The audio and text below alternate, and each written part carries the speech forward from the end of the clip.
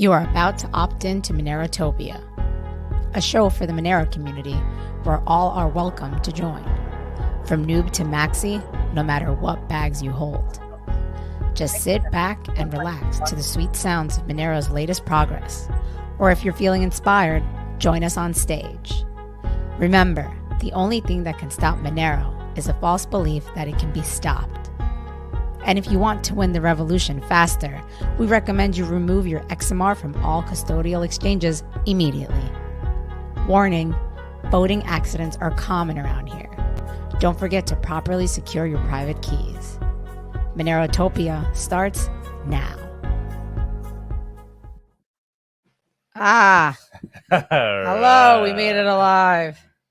Just want to make sure. We had to switch our coffee cups last second. We wanted to show our fabulous little coffee mugs. Cheers. Cheerios, guys. Wow. Oh, yeah. Hold on, I'm kind of getting my bearings here. It's my first sip of coffee for the day. We're back. We're back. But yeah, I don't have to put the banner anymore because obviously the conference is over. I was like, I feel like I'm missing something on screen. The banner conference over. The conference is over. Here we go. Thank you Feels- all for joining us. Feels so good, right? It feels great, but then also, you know, it was a lot. It was a lot. And now it's like we were on a high and now we're coming back. Yeah, feels empty now. Post-traumatic stress. I mean, it will never be empty because there's just lots to do. But here we are. Here we are. You want to show people the mugs and all our little swag? Oh, for those who didn't Yeah, attend, who didn't show up. this was our Who couldn't? We're sorry. We know it was a little far, but these are our swag items. This was the conference badges made of clay, handmade. handmade. Her name was Christina. It's pretty These are awesome. For the VIPs. Sorry, guys. She was paid. Well, she was given the down payment in Monero, and then when she went for the actual payment, she only kept a small portion of Monero. These were the tumblers. Have a lot of leftover tumblers somehow. Well, I don't know what happened there. Well, because they got delivered. They got delivered like this, like on Saturday in the afternoon, which by then people were like, "Woo!" That screwed things up. And then these are the mugs. The mugs, the awesome mugs. Yeah, all good stuff. My lipstick is on there. Woo. But I'd say, out of 10, what would you rate the? Like, obviously we had issues, right? We had issues, but honestly, I think like 9. We had the power. Honestly, like everyone, I mean, we were both running around like maniacs. Every person I spoke to was just like, they just stopped me and be like, "Oh my God, this is so fun. This is awesome." So that was very kind. And that made us keep pushing forward the entire weekend because every person that stopped me, at least, and I'm assuming you too. Yeah. Would be like, at the conference had an amazing time. Yeah. I mean, it was nice weather. I was scared about the rain. We got tents and everything, but for the most part, it only rained Saturday in the afternoon right before the VIP party. Yeah, but that ended up being like magical. I was in the dome. Yeah. Like, everybody was huddled in the dome. That's when we had the Monero dev talk. So we had the panel up there. And the storm rolled in. That was actually pretty fun. Pretty awesome. I was like walking in the dome, to the VIP because I left a little early to go prep the VIP dinner place, and I was like walking. All of a sudden, it just started pouring. I had a table mat, so I was like hiding in a corner until like the rain calmed down, which never did. So then I had to call an Uber because it was only like a 5-minute walk. I was like, I can't do this. So it was pretty funny. I was laughing by myself on the street because I was like, this is, of course, is going to happen. I mean, mistakes were definitely made, but overall, it was a beautiful, amazing event. Oh, yeah. I really can't. It ended up being better than I couldn't have hoped for anything better. I mean, that losing power, that's kind of out of our hands. I guess we should have been more prepared. We could have had realized that their infrastructure wasn't the best and had a backup generator. Well, so the venue, I think also. But for people there, that didn't really affect them. No, it didn't. They walked out the dome and continued their day. So we apologize and we're sorry. For people at home watching, I feel bad. But they were troopers. Majority were troopers. They understood. They hung around. Then the stream went off. I mean, the thing is, the venue itself, I don't think they expected that large of a crowd or that much power usage because they even said it. Even on Saturday morning, they're like, "Wow, we didn't really expect this," which is fine, even though we kept telling them. But we're from here, they're from there. It's a different expectation. Yeah. They thought they had it all under control. Unfortunately, they just, it wasn't their fault. They just didn't realize how big the event was going to be. But like the content was insane. Oh yeah, we had so much good. I have to go back and watch like hours and hours of content because I missed a lot of it because I was running around. But the content that I personally caught was epic. I mean, even from day one. Yeah, I saw right? the panels. I'd like stop in and be like, "Wow, this is pretty cool." We kicked off the conference. The stage looked really pretty too. I was like, every time I walked in, I was like, "Wow."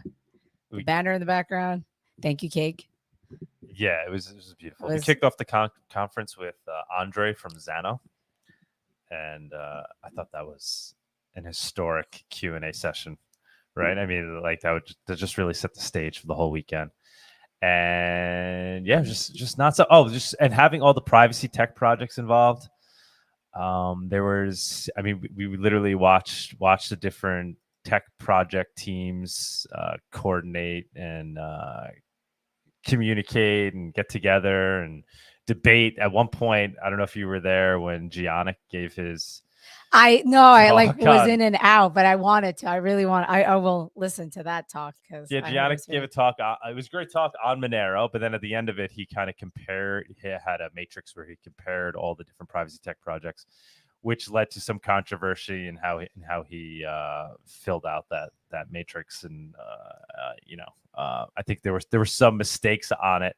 But it caused a little ruckus among that was funny. I know. I walked in and they were all just gathering around. But it was talking. A great moment. It was a great moment because then we had the Zano team debating with Giannic, and we had Oxen there talking and giving him feedback, all happening live in person, not on Twitter. And people, because of this, the end result was people getting along. Like Giannic left that, and he told me how he really he likes Andre and he really appreciates the Zano team, and he despite some of the misinformation that he put out there. So all in all, I'd say it was Peter Tao. I'm going through all our people that tweeted pictures. So just going through. Oh, that was the Giannic when he was on stage. Yeah, it was a blur. I know. That's why I want to look at them right now because I gotta go back. It was we have the dome was really cool. What, 30 hours? Because we had 2 stages, so I get the amount of footage we have. And we had the remote. Thank you for all that joined us. I mean, I think for the most part that kind of went smoothly. Aside from the power outage in the beginning, but then we were able to kind of shift it around. But let's we have a bunch of people here that want to all right. join in the reminiscing, right? Yeah. I guess what do you want to do? Do you want to move on to price, or you want to add the people that are on stage right now? You tell me. What is the best route? I guess let's get everybody up here, right? And then we can all go. Okay, let's do that. Right. So let's do our little branding for our guests. Let's go straight to guests. The Monerotopia guest segment is sponsored by Cakewallet. Store, send, receive, and exchange your Monero and Bitcoin safely on iOS and Android too. Cakewallet is open source, and you always control your own keys. Ha ha ha ha! Hello. Hello. How's it going? Hi, privacydad. Hi, Dan. Good. Hi, Bawdy. Hey. Hey guys. Dan, well done. Well done. I guess let's go around one by one. Dan, it looks like you're chilling on a roof or something. That's exactly where I am, in a hammock on a roof. On a hammock. Ooh, I'm jealous. Are you still in Mexico Are you City? still in Mexico City? No, I'm back down in Tulum. I'm sorry. It's so terrible. Such a terrible transition. Yeah, I don't know if you can hear the ocean. No, we can just hear you and your smile. We can hear that smile. And I got these awesome sunglasses I picked up at Monerotopia. There you go. And everyone asked for those. It was actually funny. We still had a bunch left. So nice. Yeah, so I sold them. But everyone was very excited about the glasses, about the swag. So I think once again, we did well on the swag. We hope. Dan, what was your take on the conference? Oh man, it was amazing. I wish I had more time to check out some of the sessions that were going on and listen to more of the talks. But yeah, that was like that. It kind of blew my mind, like where like everybody came from, like all over the world. That was pretty amazing. And like even the people who came from all over the world, like that's not even where they were from. They were like just travelers from, I guess kind of like me. Like they grew up in one country, and then they were living in another country, and a lot of it for tax and privacy purposes. But yeah, it was a really cool crowd. I met a lot of really interesting people, and it was more than I expected. So I'm like already like waiting for the tickets to come out for next year. Yeah, awesome, man. Did you make any good connections? Any new clients for your tax? Yeah, there's definitely I don't know what's going to come out of it yet, but yeah, there's definitely like some great people. I'm just going to keep the conversations going and see where they go. But there was a lot of people interested in the tax stuff. So that's I'm working on the book right now. So hopefully I'm trying to get the first draft done in about 3 months, and hopefully get it released in 6. So it's basically going to be about legally not paying tax in the U.S., legally not feeding the IRS. And I think there were a lot of people who were really interested in that, and they had some interesting takes on it too. So like, what I really want to do is make sure that this book kind of covers like all the grounds and issues and concerns that everybody has, so that it's actually useful for everybody. So sweet. Yeah. Bawdy, what's going on, man? Hey guys. What was your take? What was your overall take on the conference?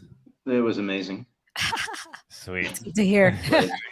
Every person. I think we got a lot of people that wouldn't have otherwise been able to make it by having it in Mexico City. Yeah, I feel so, right? Like people that came in from all over the world. Is that what you're referring to? What people? No, just in general, yeah. That's it's easy to get into Mexico City.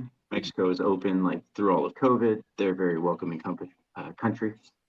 Company. What do you think, man? You think next year we should do to Mexico again? I mean, I live in Mexico, so that makes it really convenient for me. So I would say yes. Yeah, I don't know. I love Mexico. Dan, what do you think? Obviously, a yes for Mexico. Yeah, definitely.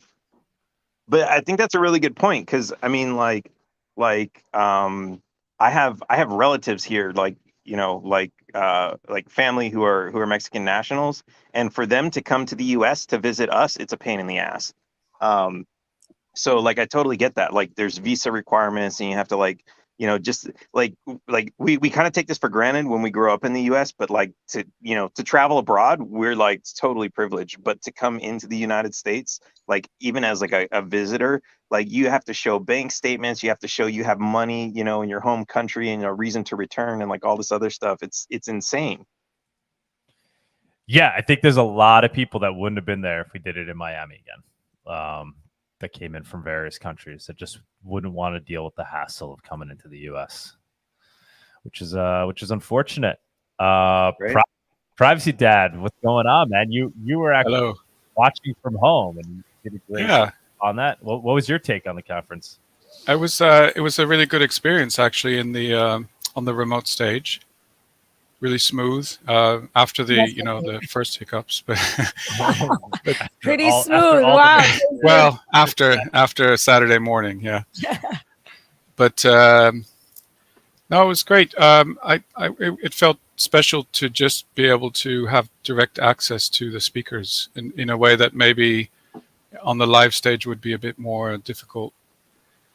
You'd have to be a bit braver to ask a question in front of all those people, I think. And on the chat, you just put it in, and then that guy Alex, great guy by the way, he would read them out, and he didn't miss any questions. So it was a good experience. Yeah. Thank you. Awesome. Yeah. We kind of threw Alex into the line. I know you did a great job. I don't think he knew what he was in for. Yeah, he was a really decent guy. What was a question I have for you is I just had the one camera feed on the stage, and I wonder, like what was going on around that. So you were in a kind of dome. Chaos. Well, so there were two stages, right? So there was the remote stage, Yeah, the live stage.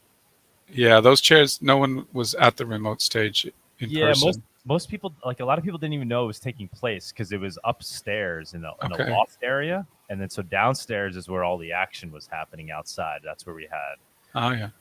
all the vendors set up. We had the marketplace going. That's where we had the dome. That's where we had the privacy tech area with the and the DJ. This So a was lot of the people didn't workshop. even know that the workshop was down there. So I guess we kind of did a bad job at communicating that. We did have a map. I mean, I had a just map, think but people no, didn't no know one to go didn't look at know. the Yeah. area. So Nice. people didn't know, they just didn't know how to find their way there.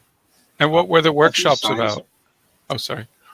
A few signs might have helped in hindsight, just putting up a couple of signs. Yeah. I Just help did, people but no one's navigate. like they weren't large, but like I Yeah. did Oh. like in the entrances. Yeah, obviously you didn't notice them so clearly, but I did like print them before. You see right here while I'm walking over here on the left. I guess obviously they were tiny signs, Yeah, I can see. Okay.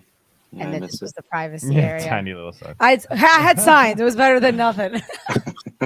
Yeah, people didn't notice. I also clearly. think, obviously, And this so was a remote area. as those talks were going on, the in-person were going on as well. So I think people rightfully chose to go to the dome, right? 'Cause they Yeah. wanted to be. See a But there live were speaker. times where like I went up and a lot of people were sitting there. Like I think depending, I guess.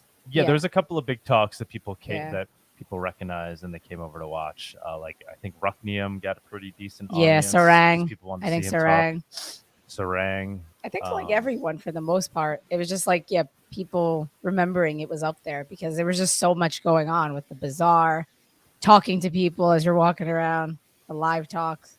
But the dome was Yeah. there was Yeah. people at the dome all like at all times. Dome had a really nice crowd Oh, the yeah. entire time. Yeah. How did the workshops go? They The went really, workshops really were, well. Like that was probably the thing I was most impressed by. I wasn't really sure how that was going to work out going into this. I think we have Tuxsudo on, right? Yeah. Let's Yeah. bring Tuxsudo up for a sec. I Tuxsudo think was he's helping there. to run the workshops. If you want to mute yourself. Unmute yourself. Tuxsudo. Oh, Tuxsudo, where are you? Oh, wait, he went off again. Oh, he went off. Oh, here you go. Hello. I think you're Hello. off. Hi, can you hear me? Yep, we can hear My you. son, Tuxsudo. What's up? Live on air. Became my adopted son by week's end. Yeah, By week- we were all hanging out all day long. we saw the pyramids together. Oh yeah, it was great. It was great. It was great. But what'd you think of the workshops, man? It was actually really good. I was surprised. I mean, it's not like it was like like a ton of people, but in comparison to the fact that the speakers are happening at the same time, I was like, wow, there's a lot of people actually came over to like sit through the whole workshops. It was kind of packed. And so you had the privacy tech. You ran one of the privacy tech workshops, right? I guess you helped out with all the workshops. Yeah, I ran the privacy tech one and the de-googling your phone Graphene OS one, and then I helped out with the other Monero ones. Yeah. And so the other Monero, I know we had like Monero 101, where we just taught people how to, essentially download a wallet and, write down your private keys, whatnot, the basics of Monero. But then we also had an advanced Monero where people learned how to get a full node up and running, correct? Did anybody actually walk away like with that knowledge and, ability? Yeah. Oh, yeah. There were several people. That one was definitely a bit harder to get everyone's stuff set up because everyone was using not everyone is using the exact same version of Linux, using the same system. But yeah, no, most people that came to that, they ended up with a full node that was running and they could go home and use that. That is amazing. That is amazing. And those people brought their own equipment, brought their own computers. Yeah, pretty much. Everyone had their own laptop or computer they brought, and we helped them set it up. So yeah, privacydad. That was kind of the lowdown on that. It worked out very well. And then we had Spanish speakers, right? I didn't. Anhdres ran a Monero 101 in Spanish, And We then had a Daniel from NIM also. and They Daniel both from yeah, NIM yeah. also ran it in Yeah, Spanish. they both did 2 So I workshops. think in we had a Spanish. pretty decent Spanish crowd at some point, right? Yes, we did. And look at him. Anhdres. Oh wait, I muted you. Hold on. Great. Okay, now. No, Hello. I'm muted. Yeah, How are perfect. you? Look at that. It's like you knew we were talking about you. Yeah, just casually. Yes. How are you? How is your son? How's your son? I'm doing great. I'm doing great. I must say the pyramids were so great. Oh, were Amazing they? to see them all all of of them. All of them. The Yes, all museum. of them. Yeah. We wouldn't know. We only know from We your only know stories during from your lunch. stories, your pictures, Mhm. right? You know, our They son were was very, very nice. beautiful. Thank you. Thank you for Yeah. sharing that with us. Even better than the cave with Oh, food, that's so food on sweet. it. Yes. So, yes, we had Spanish workshops. I did the equivalent, or so to speak, to Chill's Monero 101 workshop for beginners. We had a couple of people there, and there were many in the Spanish workshop, but it was interesting because I had the opportunity to have very hands-on with each of them, each of the people present there. I even took notes for changes and for things that we should at least implement on the wallets Oh, as a that's good. whole, in Monero, but also in Cake or whatever. Awesome. I mean, pain points for adoption, you can already tell. Some of them we cannot do without. I mean, nodes are always going to be nodes, but some they're interesting with the Cs and all that. So it was very interesting. Not I got many people like reaching out to me, thanking me, especially in Spanish, for what I've talked about, for the workshops and for the help that I've been doing. So I guess there is a need, such a thirst for Spanish content about Monero. So I will see, and some of us will see if we can fill that void. There Yes. was A lot of Lovera was also over there with BTC Lovera, who is basically the Spanish dog with his The YouTube Spanish channel. dog, did you just say? I call him the Spanish dog because he's the I only only. met him, I think, like once actually. Yeah. That was it. Yeah. We didn't get to I talk- know, he I didn't- didn't he really, like, wanna talk to him. because I don't think he likes talking in English much, and I can't speak a He lick. doesn't like a lot to talk in English. Yes, Yeah. that's true. I think it's one of those cases where he doesn't like it more than his own capabilities of talking in English. But We'll get him. but yeah, he's a very prolific YouTuber, regularly sponsored by Cake in Spanish content about Monero mining, Monero everything. So he's really good, and well, I will try to do something as well to create more content in Spanish. But the people were very, very thankful for that. You could see that when you are in Monero land for a while and you understand English even a bit, you get used to it. But then you notice on these events that are very great, I think, you notice the amount of people that really are left out of the thing just because it's not on their native language. So I will stop talking now, but I encourage everyone that not even Spanish speaker, but also like any other language speakers to produce stuff in their own languages about Monero because it's really useful. It looks like it's not worth it, but at the end there are a lot of people that are out of the thing just because of language barriers. Anhdres, Maybe the most important thing we learned was not to translate tail emission directly. Come up with a slight alteration there. I was so afraid for 2 seconds there. How do you say it in Spanish? You don't. Oh my You god. almost got me there. Yes. I think that was Francis. Francis Yeah. almost trapped you. That's hilarious. Yeah, imagine me just giving out a talk and the huge Arctic mind approaches the mic and says he's going to ask you a question, and you start trembling and say, "What the fuck is he going to ask me about?" And then it's a translation issue. So it was yes. Oh. He's just I was putting like, it together. No, I I'm thought writing it so. down. I thought so, but I was like, I don't know what why he's we're writing. treating it like a word that can't be said. Yeah. The problem is that tail doesn't really have an exact direct translation. You just kind of use butt mostly. Yeah, So it's a butt emission. yeah, it's about emission. It's a It's fart. basically a fart. Yes. Yes. That's hilarious. So the security of Monero in the long term is secured by farts. If you can come up with a smart acronym in English that spells farts, it will be all right. Okay. But, It's otherwise, it's just very farts. environmentally friendly, right? We're Yes. using fart power to power Monero. Oh my god. Depending who you ask for. I mean, you're trying to get rid of cows just for that reason. I don't agree. The last thing they will take out from me is basically cows, but I don't know. Andres, you have any stats on downloads of Monero Juice? Because a Cake announced, and he DM'd me as well. He showed me that they had a major like uptick in downloads during Monerotopia. Yeah, Obviously, I don't think it was just because of Monerotopia. We had the Bitcoin network getting seized up essentially. But out of that, which I think was made perhaps even more telling, was the largest increase came out of Mexico and Colombia. Like in Mexico, it was like a 300% increase over the past 7 days of downloads, which is really exciting to see. I have no idea because I haven't prepared at all for this call.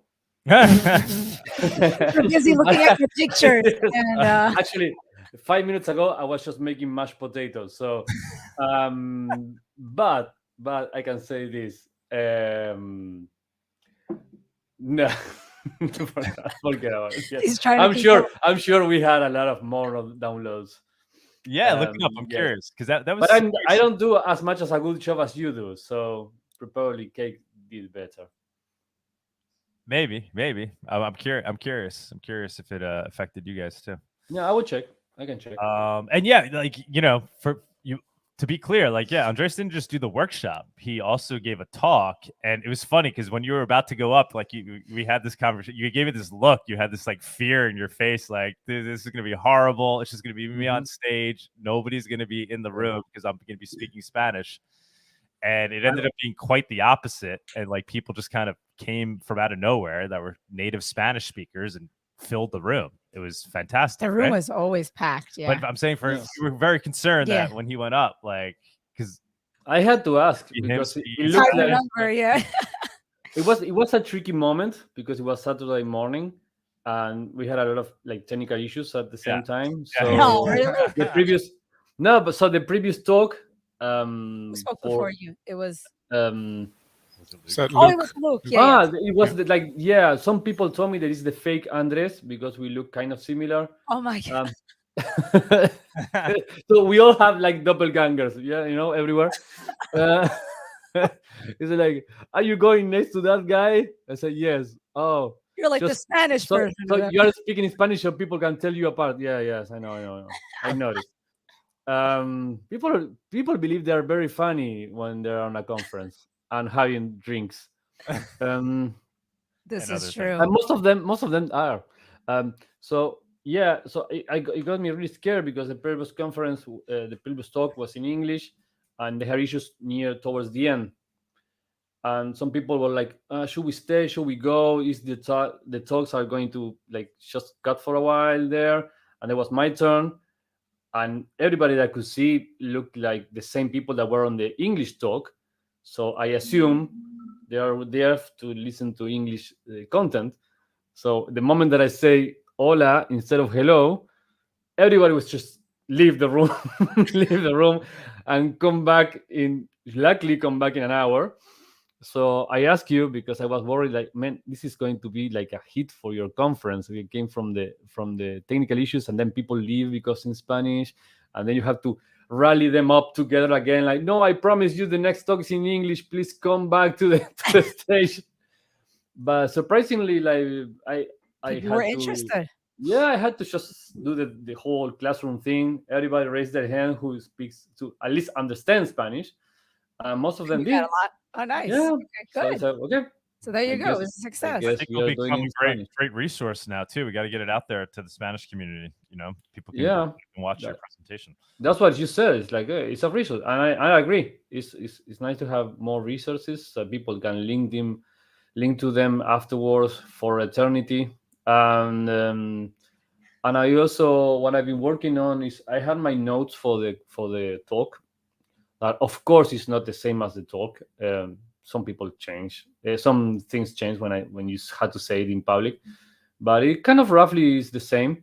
So I will be revise them and publish them online along with the slides. So if people want to read to a written version of my talk instead of listening to me, that also is going to be public Sweet, sweet.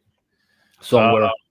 Why we have you guys here? And Tuxedo, jump back up if you can. No, here he is. I think he got kicked out. Feedback. Obviously, so like we pointed out the obvious, right? Like signs, the power issues, the internet. I think next time we'll need a new a full local Monero node running so wallets can function better in addition to just internet. But just if we could go around, what are thoughts, feedback, positive things that like why it's fresh in your mind that we could write down and remember for next year.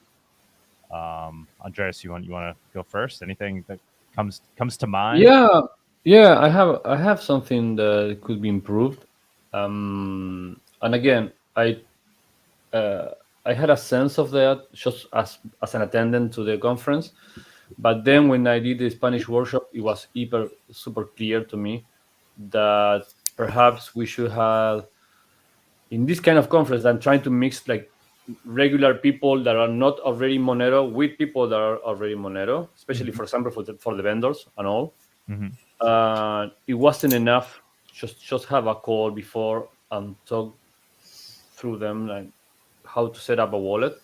Actually, you need a them workshop and get everybody with a functioning wallet. Because for what I've seen in the workshops, is that they get stuck either on the seed thing or the nodes thing or the but how do I receive? Is this the same if is this my address?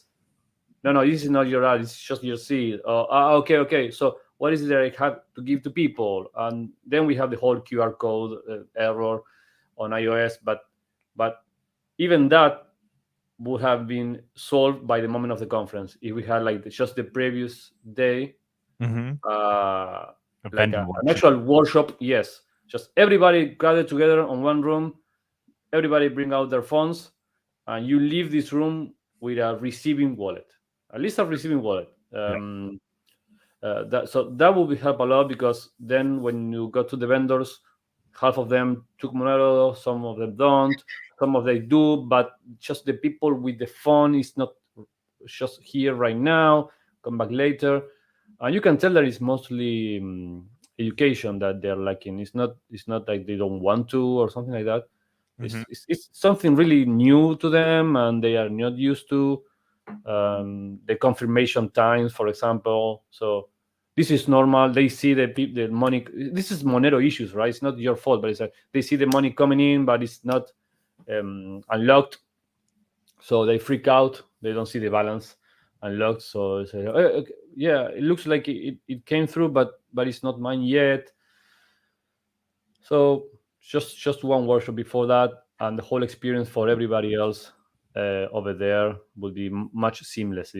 You will feel more that Monero is accepted everywhere, and you can trade with everyone. Yeah, that's the thing at the top of my mind as well, right? To improve that. I kind of knew this is how it was going to go down. We gave it our best shot because we're remote. It's very hard. We work with them ahead of time.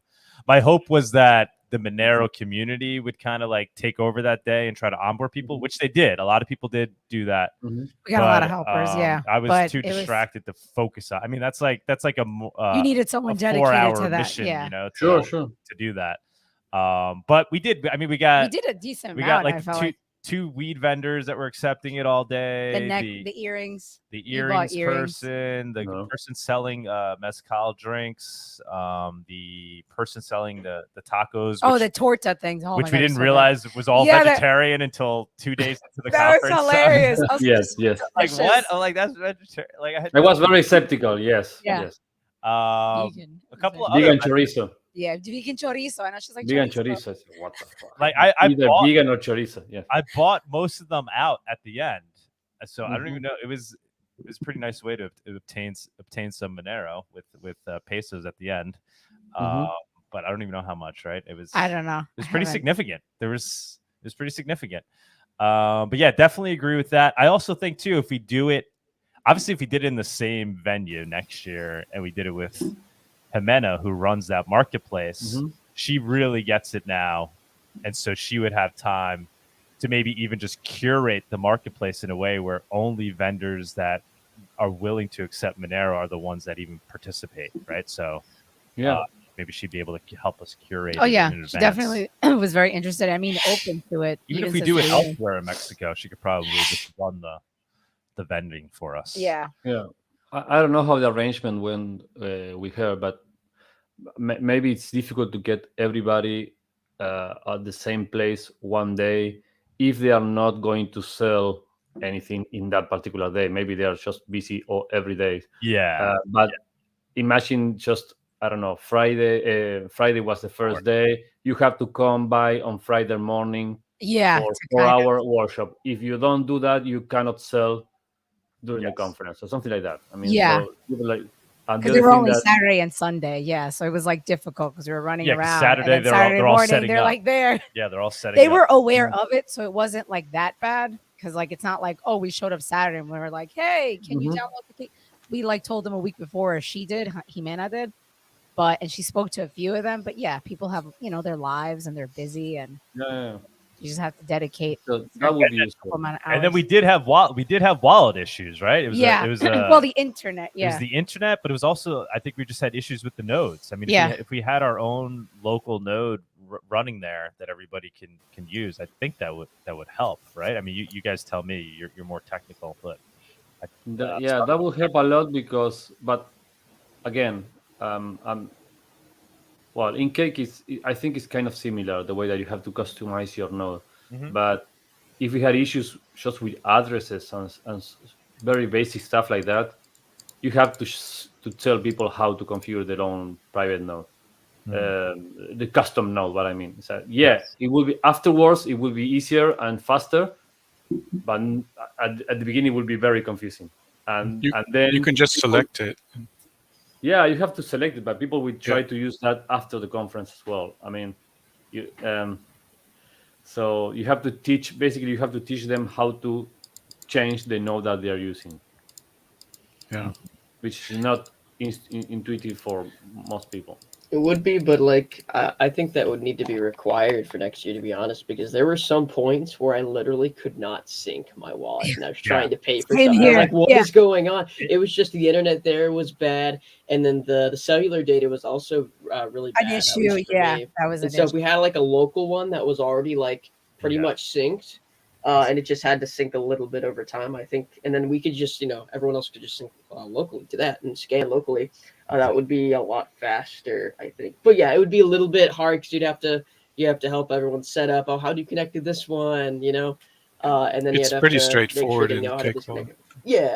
No, it's not too hard though. And Cakewallet makes it easy to do. So I don't think it would be. I think it'd be a good thing to show people, right? Yeah. All these things are straightforward, privacydad, but it's just like, I mean, these people are coming from zero, right? Like they're coming from like, they've heard the word Bitcoin, right? But they've never used crypto. Obviously, some of them have. Actually, if you had the weed dealers are already kind of onboarded to crypto. Like they already, I already got them. Why is that? If you had the node address up on a board or something, and maybe a screenshot of, you go to connection and sync in Cakewallet, and then you just select that number. Yeah, like the sign. I'm a beginner, and I figured that out. So. Yeah. Privacydad, you think we'll have you down there in person next year? In Mexico, maybe. Yeah, I have some feedback from the streaming perspective.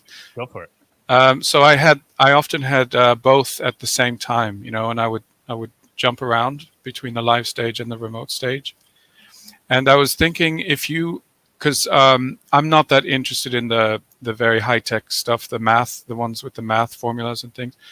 And if you matched like a lower tier one with a very advanced one at the same time, then people like me, and you labeled them, then people like me could just always go with the one that's appropriate to them. Gotcha. The people that are virtual at least could do that. Yeah, yeah, exactly. I get what you're Yeah, saying. it would take me like 5 or 10 minutes to figure out, oh, this is way over my head. Gotcha. It's kind of pointless for me to sit here and listen to this. So then I would switch, and then I would have missed the beginning of the other one, I guess. Yeah. Gotcha. Okay. So have different categories kind of on like rate them as, newbies. like, Yeah. advanced. Yeah. Okay. Yeah, easy, medium, advanced, or something Yeah, like I that. got an email Yeah. regarding Cool. that. I love that. Yeah, because some of them were just too technical, and they were kind of like, "What is going on?" Yeah, I didn't have a And they clue. get discouraged and like just freak out. I get it. Okay. That makes 100. And some of your talks were really educational for the beginner level. Like, for example, the Luke one that was at the start on Saturday. And yeah, those recordings I think would be really good educational material to just have on your website too for teaching about Monero. Sweet. Great idea. Tuxedo, you want to throw some feedback out there? About your workshop, or in general? anything in general? Anything about Monerotopia ideas for next year, improvements to be made? I thought it went pretty well. I mean, I didn't get to see as many as the talks as I wanted to, just because I was like helping out the workshops. But it was pretty good. It was pretty hype. And I think everyone there like was pretty happy to be there. It's just the worst thing was obviously like kind of out of your control, which is like the power and stuff. Mm-hmm. And then of course the internet, like that's just kind of what we were dealing with in that venue. But if the venue itself could like get the power to be like more reliable, I don't know how it's set up. It might be set up janky. I have no idea. But if the power didn't like go out, that would be pretty good. That would have been that would have been because I think that messed up the live stream like a few times. Yes. Didn't it? Yeah. It was just like chaos. Well, I remember part of the them problem switching, was they had to just switch grids or something. they were Switch started- grades. They switched from a generator to the grid without telling us, and they did that like Like 3 they times. literally, I saw them. They were like about to do. I'm like, what are you doing? They wouldn't She's even like, tell oh, we us. didn't do it. But then my internet went off, and I'm like, no. We just see them like That's at a panel. hilarious. Like, what are you about to do? They're like, we're just switching the electric. Yeah, they're like, we have to. I'm like, couldn't you do it before the conference started? So yeah, The one thing again, that sucked is that I couldn't use the TV basically the whole time I had my workshops because it just kept turning off. oh Because no. the power. So I just had to switch my laptop around and then show everyone my tiny screen for the stuff I was showing. But Oh yeah, I feel bad for Woodzer because during his talk that went out like that was the most. Oh, It yeah, went out like his was 4 the worst. times. His was- I But we felt have the bad. recording, so someone recorded it. So we're gonna publish that in a couple Once of again, weeks. But the vibe was so good. The content Everyone was was so great so that everybody awesome, just though. put up with it. I mean, Yeah. those that were there, I don't think really even noticed. It was Noticed. just the. It was like people- the- people I'm used to dealing with those power issues down here. So what I did is I actually like I have like a solar setup and everything, but for like the internet and like the like really like critical stuff, I basically got like a car battery size like LifePro battery, hooked it up to like a couple different like transformers and stuff, so that it's not like well, long story short, everything's on battery backup and it lasts like a really long time. But it's not just like one of those like cheap UPS things that last for 5 minutes. So that might be something to get you over those little bumps when they switch the power. Because yeah, like it's not like a grid tie system where like they like combine the 2 power grids. They have to like disconnect one and switch it over to the other. Yeah, I think next year we'll bring our own generator. Large batteries. We'll bring for it in the backup, suitcase, and like we'll bring our own internet. Well, we'll I mean, you can hire probably somebody. find stuff down there, like and yeah. yeah. There's possibilities. I think I'm if kidding, we were to though. do it at the same venue next year, we would show up like a couple of days early. And Oh, we yeah. we would hire somebody to kind of build out our own infrastructure for electric and internet, right? So that we know that we'd be up and running the entire time. Everything's unpredictable. Like even the grid itself can be unpredictable. Did you guys feel an earthquake on Saturday morning? No, but I was told. Oh, really? I was like, what? I guess because we were running around like maniacs. Like we just went with the shake. Maybe because I was on the 3rd floor, I felt a little bit, and I was like, I heard about it. I was like, or did you slam a door? yeah, I heard about it. Someone Like, told me. I was like, what? Super early Saturday morning? Yeah, or- I was told like during check-in. I was like, what? Oh wow. I'm like, I didn't hear anything. I wouldn't feel anything. Dan, any other feedback? Things that come to mind? No, I think you guys touched on everything. I was really impressed by it. I think everything went pretty smooth. But of course, I mean, I was like over by my table, like just talking to everybody the whole time. So I guess I wasn't paying super close attention. How do we get more of the libertarian community involved in Monerotopia? I know you're pretty well connected in that area. Yeah, I tried to advertise to some of them to come out. They're very introverted. So unless it's a libertarian convention, it's kind of tough to get them out. Yeah, so that's a question I can't answer. All right, we could work on that. And Yeah. any thoughts on other locations in Mexico? You know Mexico pretty well. I mean, Tulum's kind of like, well, so like the Roma area that we were in, like I really got like a kind of like hipster vibe, not in the negative connotation of hipster, but like just like a cool Yeah. like yeah, it was really cool, like trendy, modern. Tulum is kind of like that, and I mean, one, because I'm biased, but also two, because like I know the area kind of well. But there's like a lot of like, I see a lot of crypto stuff down here, like small little, like, I don't know, art shows and stuff like that. There's a lot of like really interesting, like, I don't know if they're actually doing DMT retreats, but like they're kind of advertising that, and like peyote and some of that other stuff. So like there's like, those mind retreats. There's like all kinds of like really interesting, like, I don't know what you would call that, like the new Renaissance, whatever you want to call it. There's like some really cool stuff going on down there, and the beaches are like amazing.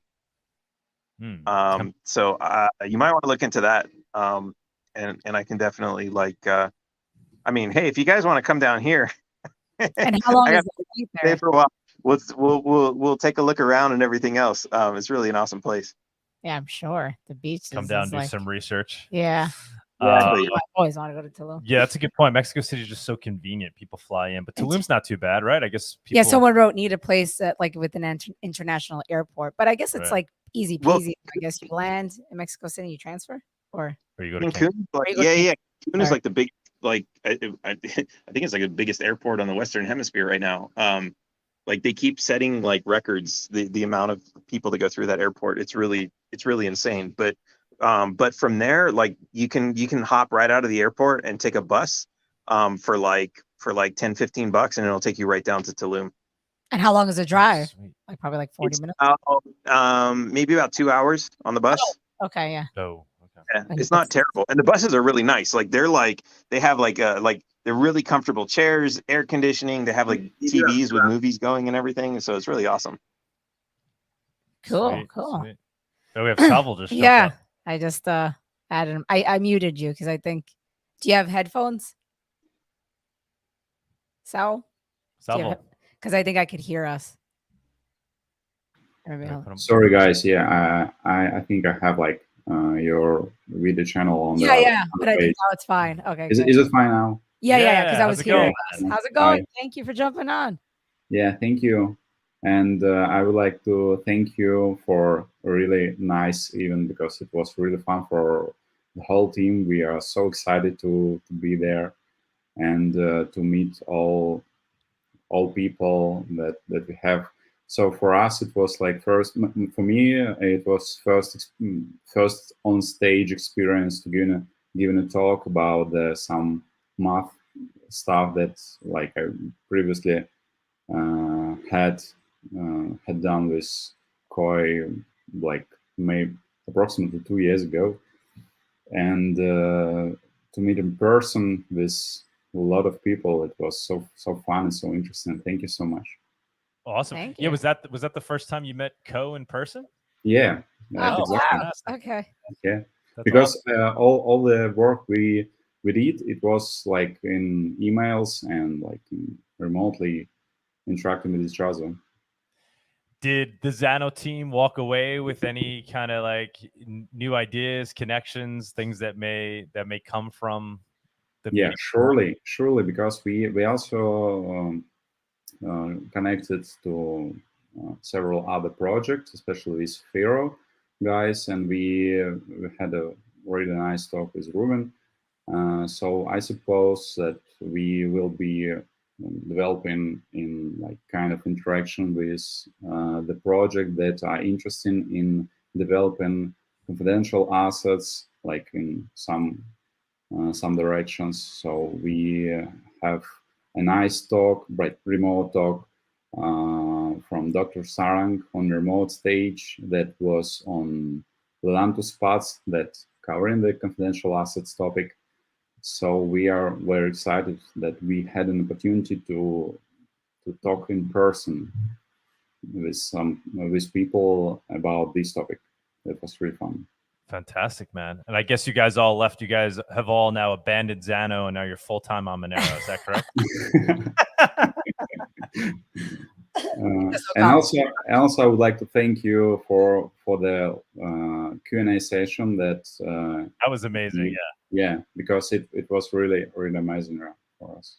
I think that whole room was kind of gasping. We all learned a lot about the history, and Andre was just so genuine up there. It was really nice to have him set the stage for the weekend. Hey, there he is. Yeah.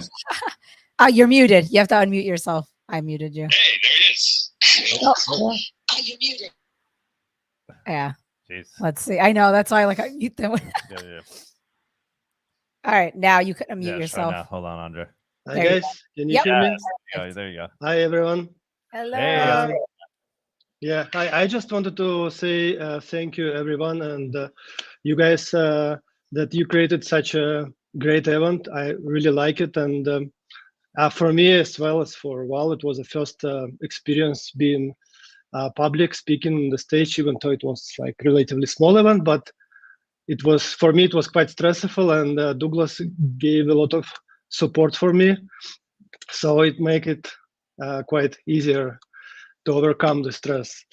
Also, I wanted to say that the panel was quite interesting, but I think opening panel, the panel was opened with a first question that was sounded like attack on the proof of stake, and I don't think it's productive, because Monero is I think everybody knows that Monero is the biggest and the most successful project at the moment, and there is no need to be that defensive. This just create unneeded resistance on the path to improve technology in Monero, improve consensus and the other stuff. Mm-hmm. So I think it was very productive that we have all these people on the panel, and we had these ideas bounced. So that was really interesting, and I appreciate that you guys gave us a chance to speak there and be part of this event. Thank you very much. Yeah. No, we were honored to have you guys, especially given your history with CryptoNote and everything, and the advancements you guys are making in Xano. It's all, we were honored to have you, man. So greatly appreciate it, and that you took this moment to come out up on stage and talk, and you did it at Monerotopia. That we were honored, man. So greatly appreciate that. And yeah, my pleasure. The proof of work versus proof of stake panel was epic. I only caught parts of it because it went on, I think, for over an hour and a half. I have to go back and watch it. Yeah, we should. I believe we should continue this discussion in a more technical way to just avoid maybe some political stuff, because I mean, this is purely technical problem, and we have to come up with a better solution for Monero. That's what I believe. And my job there was not to shield my project or something. The reason I was there is just to help Monero to overcome those problems. And if you take a look on the history back, I think Xano, because I'm as proud as Xano, as proud as Monero, because Monero is also based on my work, and I really wish success to Monero. And given this history, I think Xano is the most friendly project for Monero. So we definitely should collaborate on stuff in future and continue this way. For sure, for sure. Yeah, maybe we could we could do a spaces or something in the next couple of weeks or months. That would be amazing. We could kind of continue. Yeah, absolutely. We Yeah. are up for this. Totally. Fantastic. What would you say kind of the major takeaways from that panel were? I do feel like it kind of ended, like you said, like where more conversation still needs to happen, but were there any major kind of takeaways from the panel? I don't know right now. I just had a great impression of meeting in person different people that I saw only on internet and see what are they like in person. I think because I've been like working on consensus problems for almost 9 years. It's been on my mind. So most of the things that been spoken on the panel, I already was like aware of this because that's like very common, very known problems, and I don't think I figure out something new from the panel, but I felt like I always wanted to say something on every comment. I wanted to do my comment, so it probably looked that I'm greedy for the microphone because I wanted to say so much on every comment, so it probably didn't look nice. Yeah, so but probably to be more productive, the better to have a panel with one-to-one person, so everyone have a chance to comment on the H1 reply. That's going to be more productive, I think. What do you mean? We can bounce a panel. What are you saying? Explain that again.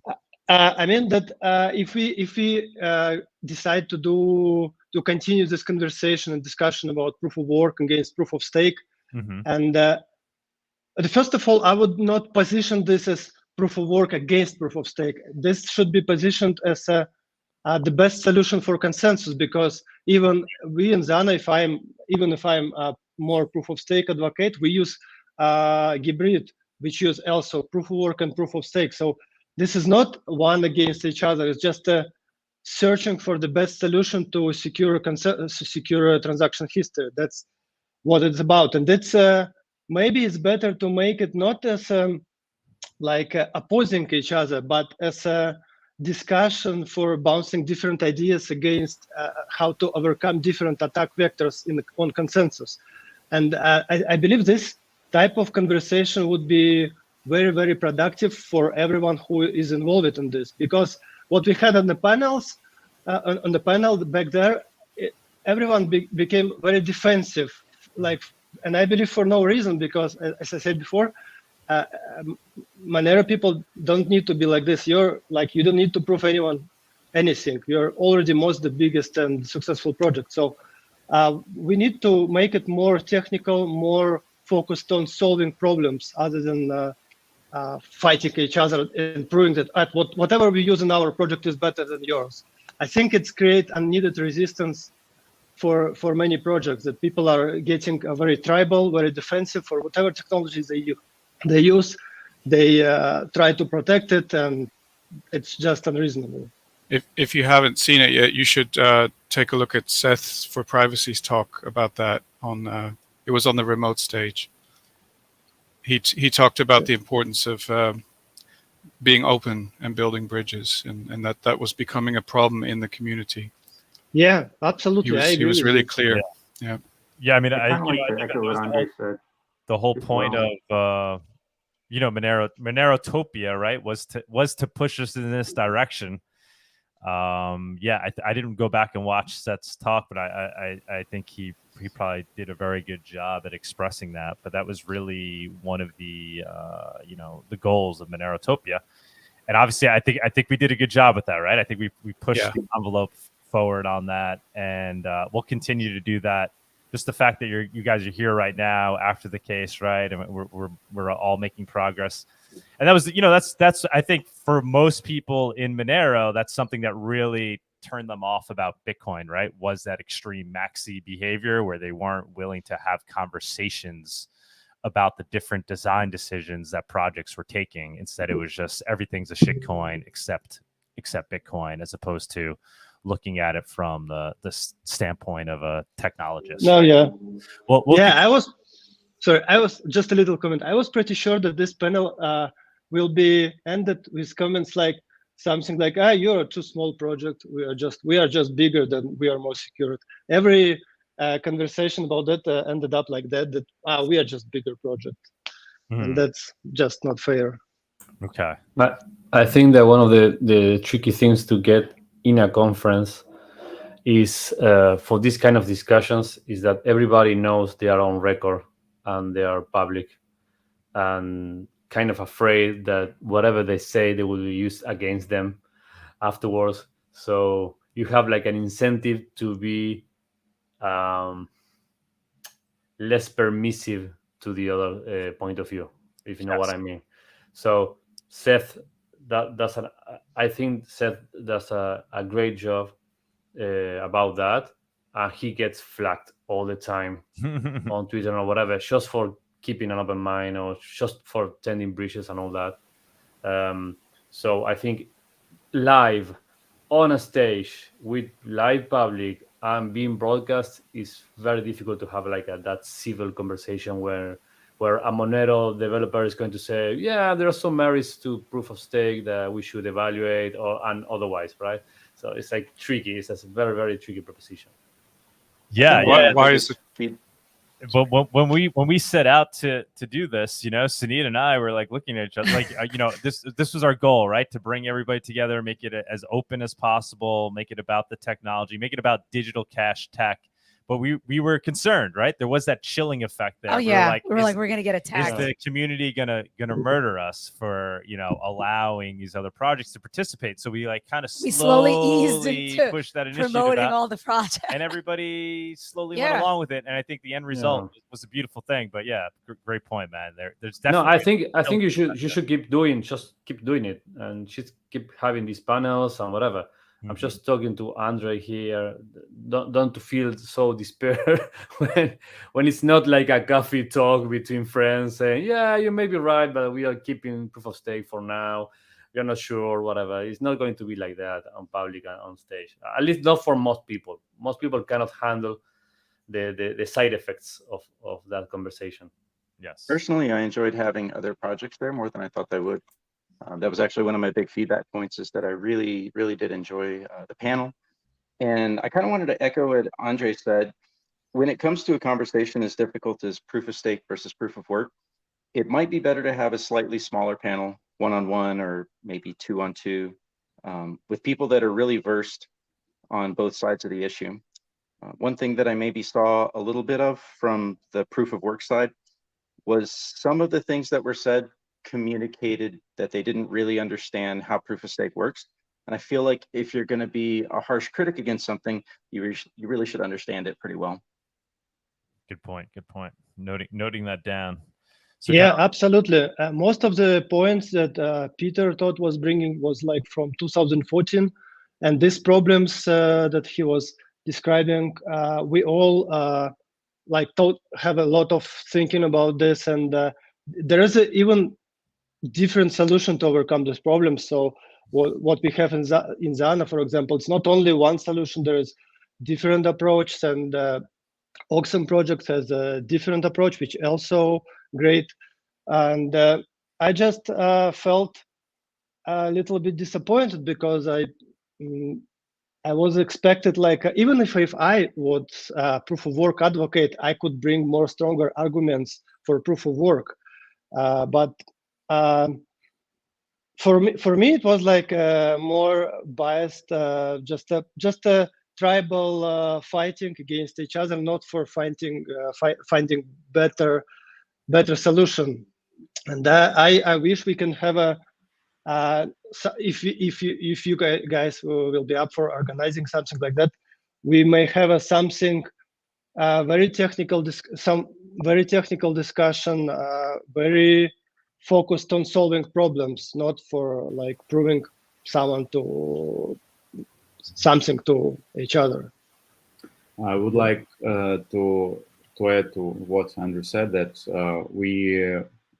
I think like me personally really enjoyed this panel and the opportunity to publicly speak and publicly have this type of conversation. I think this is very important for the whole community and the ecosystem. And also, I think that this topic is really comprehensive. It's really big, and it's very nice that you started like publicly discussing like that. And I hoping that in the future we will see more kind of such good conversation. And maybe because of this topic is really difficult, maybe we need more things to be discussed previously, or maybe to be mentioned previously. Like for instance, proof of stake is quite a wide term. We can use we can mean other technologies under this umbrella term. So or like maybe are we going to discuss hybrid technologies like proof of stake plus proof of work, or we are going to discuss only clean like technologies? So this is very tricky questions, and maybe like next time we would like to see kind of this. But anyway, it was a really great time and really fun to see such good conversation. So thank you so much. Thank you, guys. Yeah, thank you, guys, for Sowle, taking the Andre, trip. just one last. So, what do you guys think of Mexico or Mexico City again, or is there some other location in the Your world? journey there. Well, no, in terms of next Monerotopia, where do you guys any suggestions or thoughts on where it should be? Mexico is great location. I've been like first time in Mexico City, but we were previously had been to Mexico several times. And for people who live like outside of United States, it may be easier to get there because it's quite hard to get a United States visa. So I don't know, maybe Cabo. Okay. Cabo. Yeah, Mexico is amazing. Mexico is super amazing. It's a very exotic country for us. It's very interesting. Mexico City is really beautiful. We had a few days more spending here with my wife, and we had a chance to explore around a little bit. It's absolutely amazing. Even though we read some warning articles about crimes level that is maybe not safe, but if you just avoid these red zones, it's pretty much great. And regarding the next location, I would suggest guys come to Europe, maybe if it's not too much troubles. And if you consider Europe, come to Montenegro, country where we base it right now, because it's actually a great idea, because we just faced that the whole Ethereum community, like a lot of people, including Vitalik, they just rented the whole small city in Montenegro and hang out there for a month or two for some events. So probably Montenegro is getting close to getting more crypto friendly. So maybe it's not a bad idea to come to Montenegro. Writing it Montenegro, down. yeah. Always wanted to go Yeah, there. we will be happy to show around you. Montenegro once, but yeah, never really hung out. I want to go there. Yeah. Very cool. Very cool. Thank you, guys. Greatly appreciate it. Let me jump to Bawdy. Guys, please stick around if you can. Bawdy, yeah, want to continue on with your feedback? That was really all I had. I think I saw a couple people on the YouTube comments suggesting Starlink. And even though sometimes I don't have the most positive words to say about Musk, I do have friends that use Starlink and it seems to work. So that might be an option to help the internet. Sweet. And what's your locations for Monerotopia next year? I like Mexico City. I think it's pretty cool. I've never been to Europe, and I've always been meaning to go. So if I had a good excuse, then I'd definitely go. We do have MoneroCon coming up in a month. Yeah. Are you guys going to Xano team? Are you guys going to MoneroCon? Oh, sweet. Oh, nice. Okay, we'll see you there. And Andres, okay. Anyone Andreas else? is gone. Are you coming, guys? There? That's the plan. That is the plan. Oh, that's cool. That's great. Yeah. Well, we'll be speaking there. That's great. Fantastic. Awesome. Yeah, Cool. I will be giving a talk on the forum. So now I feel like a bit more confident after Monerotopia, because it was like my first time on stage giving a talk. So thank you for that opportunity, and yeah, I would really glad to see you on Monerotopia.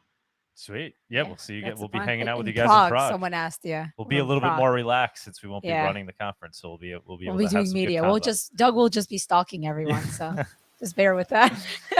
What do you Is have? that a more technical conference? Or? Yeah, I'd say so. Although, like we said, there were a lot of technical, highly technical talks at Monerotopia, but yeah, MoneroCon is really more focused on that for sure. And yeah, it's always been an amazing conference. This is the third one. Last one was in Lisbon, and the year before was in Denver. Yeah, or right, not yeah. 2 years before was Yeah, it was Denver. 2 years before COVID. Yeah. Was in Denver. That was fun. Yeah. And then last year was in Lisbon. This year will be in Prague. So Yep. looking forward to going there. DGoon, what's going on, man? I think he stepped away from his Oh, computer. okay. He just logged on and stepped away. Do we want to do the price report? I don't know. It's I guess your call. Yeah, we'll jump in and we'll do the price report. If you guys want to stick around, by all means, please do. If not, we understand. You want to get back to your non-crypto lives. But thanks everybody for jumping up and giving you Guys, I'm really sorry. cents. I have to check out from apartment really right now, so I'm gonna leave. But thank you everyone. Thanks for jumping on. Really pleasure. appreciate it. Thank you, All right, we'll Andre. talk soon. Thank you, Sowle. Yeah, bye. Bye. Enjoy the rest of your day.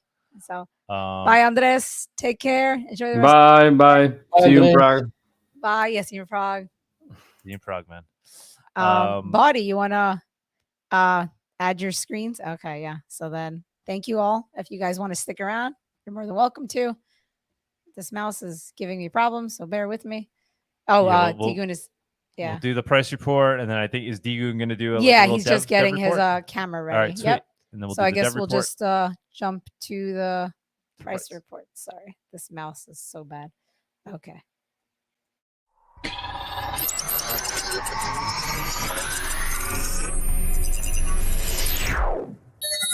The Monerotopia Price Report segment is sponsored by Local Monero. Avoid using KYC exchanges. Buy and sell Monero directly for fiat, peer-to-peer. All right. Oakley dokily. I think you're on. All right. All right. So take it away, my friend. So we've had about 2 weeks now without a price report, and a lot of stuff has happened. So I'm going to fly. Hopefully, I don't run too fast, but let's get into it. Okay, so big news is that the Fed hiked rates by 25 basis points. The market was expecting that, no big deal. We're looking at here the inflation numbers, which came out like I think the week after Fed did the 25 basis point rate hike. The numbers are still coming down, but you'll notice that they've kind of slowed down. So these were the numbers from last month, and then these are the numbers from I think this was last week. So we're finally below 5% on the CPI. The core inflation is still sticky, and that's largely because of rents. And then the producer price index is down at 2% basically. So that's really good on that front. Kind of good signs that maybe we could renormalize the economy somewhat. The Fed's balance sheet basically flattened out.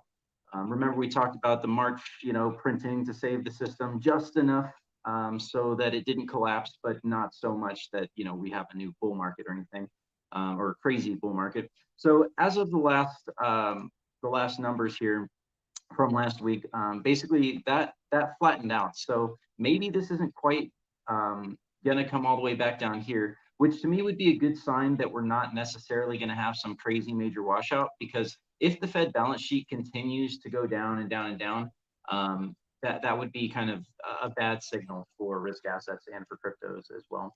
So this flattening out is maybe kind of a little bit of a good sign. One thing we talked about previously too is these housing starts, the single family home prices, and how basically in the springtime we should see this go back up. So this right here, the fact that it started going back up, if this sawtooth continues up into the summer, that should kind of indicate that the housing market isn't about to collapse. at least the retail housing market, although there's some questions about the commercial real estate and whether that's a problem. Let's go ahead and take a look at the interest rates really quick. This right here with the white, this bump right here, that was the Federal Reserve raising another 25 basis points.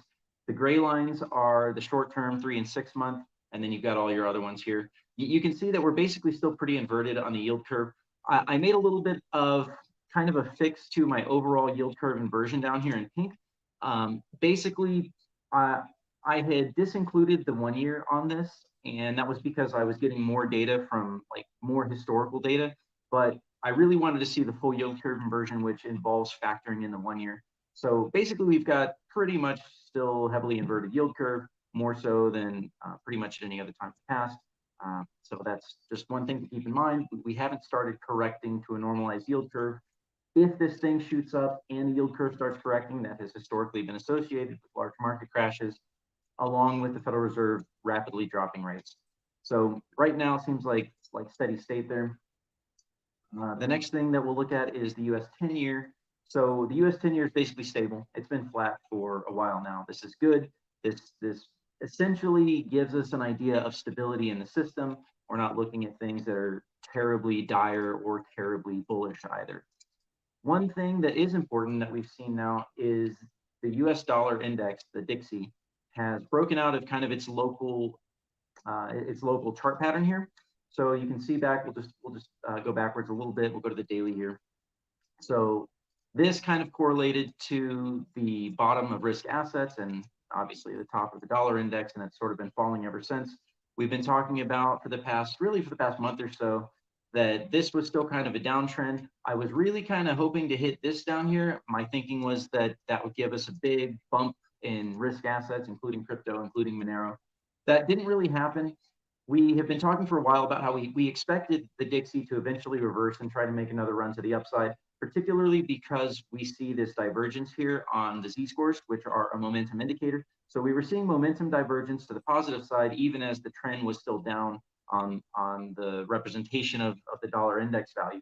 And now that we've broken through this, really as of last night, it's possible, like this thing can break and then maybe come take one more test down here, but this thing should be expected to start going up. So that's kind of a signal on the negative end. That would say, hey, maybe the markets need a pullback, maybe crypto and stocks need a pullback. We'll get to stocks here pretty quickly. We'll take a look at oil, and then we'll be close to done with the macro. So we've been looking at oil for a long time. This is kind of the weekly chart, so we get a big picture, broad view. These dotted lines right here are going to be the next place where we're going to see support for the oil price. I think this is good. Going below this right here would kind of, to me, signal problems like what was happening with the COVID. Oh crap! I always forget I'm not supposed to say that word on YouTube. But with the whole, thing that happened in March 2020, which shall not be named.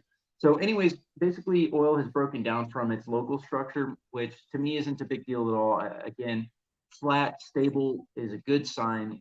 We just want to see things remain how they are. And I think that's what the Federal Reserve wants. I think that's essentially what the government and the leaders of the economic system want right now, is just to basically keep the ship steady and not let anything too crazy happen, whether that's crazy bull market run. Because that would cause hey guys, welcome to the post-Monerotopia 2023 news section. The conference was last week and I wasn't able to attend, unfortunately, and I'm still sad about it. Hey guys, can y'all hear me? Yes. Sorry, I was uploading a file and it automatically took it over. I'm so sorry. Hold on. No worries. I don't even know how to remove this. What the frick? Yeah, calm down. Can you just put Bawdy back? Oh wait, remove. Completely. I think this is it. Is that it? Yeah, just remove that. Okay. All right. Sorry about that. Keep going. I guess add your screen. Sorry, I think I kicked it out. Oh, do I need to add my screen again? Yeah. Oh yeah, I do. Sorry Okay, about one that. second here. Privacydad. Oops. There you go. We're known. It wouldn't be Monerotopia Nope, until a glitch or two. There you go. Sorry about that, man. Broke your stride there. All right, should be ready. Yep. All right, here are your charts. There you go. Sorry, take it away. Okay, no worries. Okay, so we're talking about oil. It looks like it broke down from this local structure. We've had this drawn out really for months now. And this is not a bad thing. This area down here should act as support. That's very strong support, just very natural levels that we've seen for years, really. So that's oil. And oh, let's take a look at the Federal Reserve overnight repurchase agreements. This thing is stable. You can see we've got this like megaphone pattern. I'm not really sure that that matters anymore. It might. I'll leave them there, but this megaphone pattern might not really matter so much, right? We're basically just kind of trending here. It's possible that if we break this line here, that could signal, that would maybe corroborate like the Dixie's moving up and maybe we're going to get a pullback, something like that. But for now, this is just flat, steady, nothing really big going on there. Let's take a look at gold here, getting into the more sovereign type assets. And we saw the potential for gold to make big breakouts. And I've been saying this for a long time. I like being in gold right here. It's strong, it has very low downside, and it has significant potential to reevaluate at some point here. And I kind of use this as my play in terms of like, I don't really know exactly what the market's going to do necessarily or when it's going to do it. And gold tends to start spiking up sometimes when you don't expect it. So it's a good way to save money with the potential that maybe it could get a big revaluation here in the next, say, months to a year or so. But at any rate, for the meantime, we're kind of looking at gold had the opportunity to break out. We're seeing kind of like, this almost looks a bit like a shooting star. It's very, very close. Let's go to the weekly. It's very close to sort of this, you know, kind of like this big long-term lifetime limiting resistance here, looking at the weekly chart now. So it, you know, we do know that the powers that be don't like gold to be going up too much. They like to keep it, you know, down as much as possible. So we've got all these wicks here on the weekly where it's like it tried to get up, and it's just having too many problems. So we might see some kind of pullback on gold here. That wouldn't be too surprising. I would hope that it could hold this area and then start moving up again. One thing that we know is that if markets are going to go on a reversal, gold tends to go with it. It seems to be loosely correlated with risk assets now, and it tends to lead risk assets into bull markets. It definitely led this little mini bull market that we've had so far. Gold definitely led the way into that. So yeah, we'll just have to keep an eye on this. I know I've got a lot of lines drawn here. I don't want to get too into it with gold at the moment. We've just got too much to cover. One thing that I've started doing now is combining Bitcoin and ETH market caps. I think that they are both very, very relevant now. People say that Bitcoin is the god market of crypto or whatever. It's the daddy of crypto. You know, at this point, ETH is equally as relevant as Bitcoin, especially since Bitcoin is now basically just doing shitcoins like ETH does. So essentially, this chart right here is the market cap of Bitcoin and ETH combined. You can see that we're kind of got this little bit of a broadening structure on the way up. This splitter line right here kind of got taken out recently, but really, if you look at this being the August highs, that's why we drew this this dotted line right here. We're basically sitting at the dotted line, and one thing you can see is that this wick down here almost kind of looks like a shooting star. So any movement back to the upside could very well that could be mildly positive, right? We're not looking at like necessarily having to come all the way down here, although that is possible. The other thing to note about Bitcoin total, pretty much most of the crypto charts right now, or at least Bitcoin total and Ethereum, this sort of structure that we've drawn here with these lines kind of being the bounding range, these lines can be drawn so many different ways that it's hard for me to really be convinced that any one of these lines in particular is the best line to draw. This gets more problematic when we look at Bitcoin in total, which we'll do in a second. But overall, this is kind of like what the sort of like big broad picture of crypto looks like when you exclude shitcoins. Maybe I should add Monero in here as well, just so that I don't want to accidentally call Monero a shitcoin. That's not what I was intending to say right there. Okay, so all right, let's take a look at the NASDAQ really quick. NASDAQ has been in this big upward channel basically since November of last year. And it's just been positive, slowly, mildly positive, just kind of working its way up there. I wouldn't really expect that this is going to get beat at any point. Oh, sorry about that. I wouldn't expect that this is going to be beat anytime soon like that. So pretty much, you know, just kind of expect that to happen. I mean, it could also go to the downside as well, but just don't expect any massive like breakouts. The other thing to think about is that last year in March, this was sort of, or sorry, not in March, the August top last year for the NASDAQ was right here. So that's kind of why we draw this dotted line as well. But anyways, like it's still looking mildly positive. Some part of me on a shorter timeline might want to try and draw like a rising wedge, you know, like to try and draw a wedge structure right here. I'm not entirely sure if I would believe that, but it's possible. This could be a rising wedge. So just know that that's there. The S&P isn't doing quite as well as the NASDAQ. I guess there's still some banking woes. We still get some institutional failures. But at any rate, we are still looking at positive momentum movement on the Z-scores, and the S&P is still kind of like moderately positive. It's really having problems with these levels right there. So that's the NASDAQ. That's the S&P. We got the SSE composite. I kind of drew a new line. I previously had this line drawn as kind of like a rising wedge or something like that. I ultimately deleted that line. I just had to cover it because I didn't want to be dishonest and be like, you're changing your lines. So anyways, this bottom line right here looks like a more appropriate line to draw now, having abandoned the rising wedge from previously. And the SSE composite is just Shanghai, China, which tends to be positively correlated overall with global markets, global risk markets. The next thing, we'll go ahead and check out Bitcoin in total, just because everyone's always watching Bitcoin. Sorry about that, guys. All right. Okay, so we kind of fell out of this this yellow box that we'd drawn here. There was right around this moment right here. There was a rumor that the United States government had sold off almost 10,000 Bitcoin again, and then so the market dropped. I don't know if the market dropped because of that rumor or if that was just a convenient excuse, right? Is it the cart leading the horse or the horse leading the cart or the market makers leading the plebs? I don't know. But at any rate, we did fall out of that. We're sitting right now at this very long uptrend line. It's really the last sort of uptrend line that you could draw from all the way back to 2015 on Bitcoin. So we're basically sitting there, and that's why that line is a little bit darker or a little bit bolder than the other lines around it. So again, overall, like this still looks okay to me. You know, this is kind of, it's a bit of a bummer. Like we really wanted to be playing up here, then maybe trying to break this 31,000 level. There's no reason that doesn't have to happen. Another thing that's important to point out here, let's go ahead and delete that yellow box. We had a bit of a head and shoulders. So that would be the shoulder and the head there. So the downside target from this would be somewhere like 24,000, right? So it doesn't have to go all the way down there, but maybe like that area could happen. Here's 24,000 right there. It's a smaller structure, so it's not really quite as important, but I have started to pay more attention to head and shoulders lately. They do seem to be significant. Let's go ahead. We don't need to look at total. We're just trying to fly through this. Bitcoin Ethereum, it's important, again, that we keep an eye on Bitcoin Ethereum.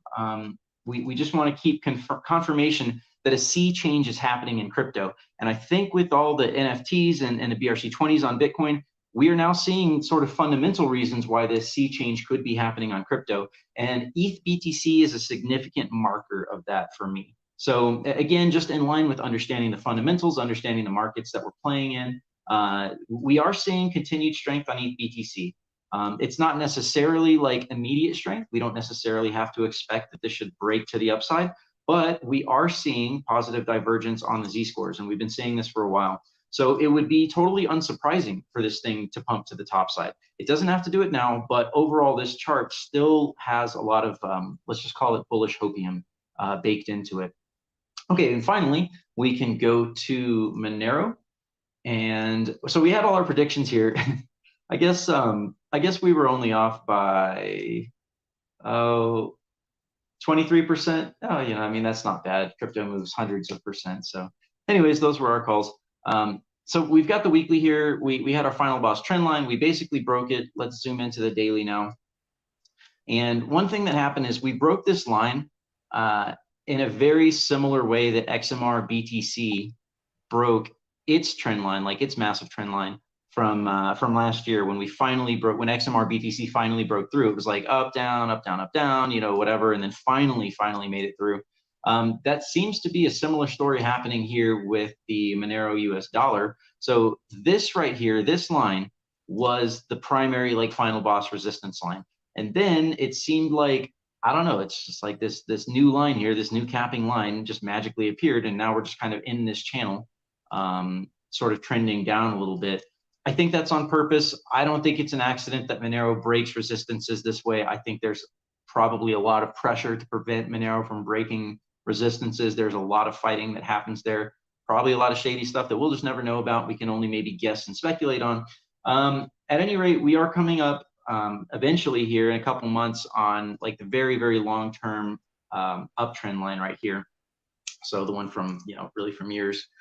We've also kind of got this minor line right here. We're coming up on that as well. I mean, I'd rather not hit that at all, but I mean, that might happen. At any rate, one thing we might sadly need to expect is that if crypto goes on a pullback in general, this area right here would be something to expect if we get a pullback in crypto and stocks. So just know that while things are largely steady, there are conflicting signals. The Dixie is trying to rise now.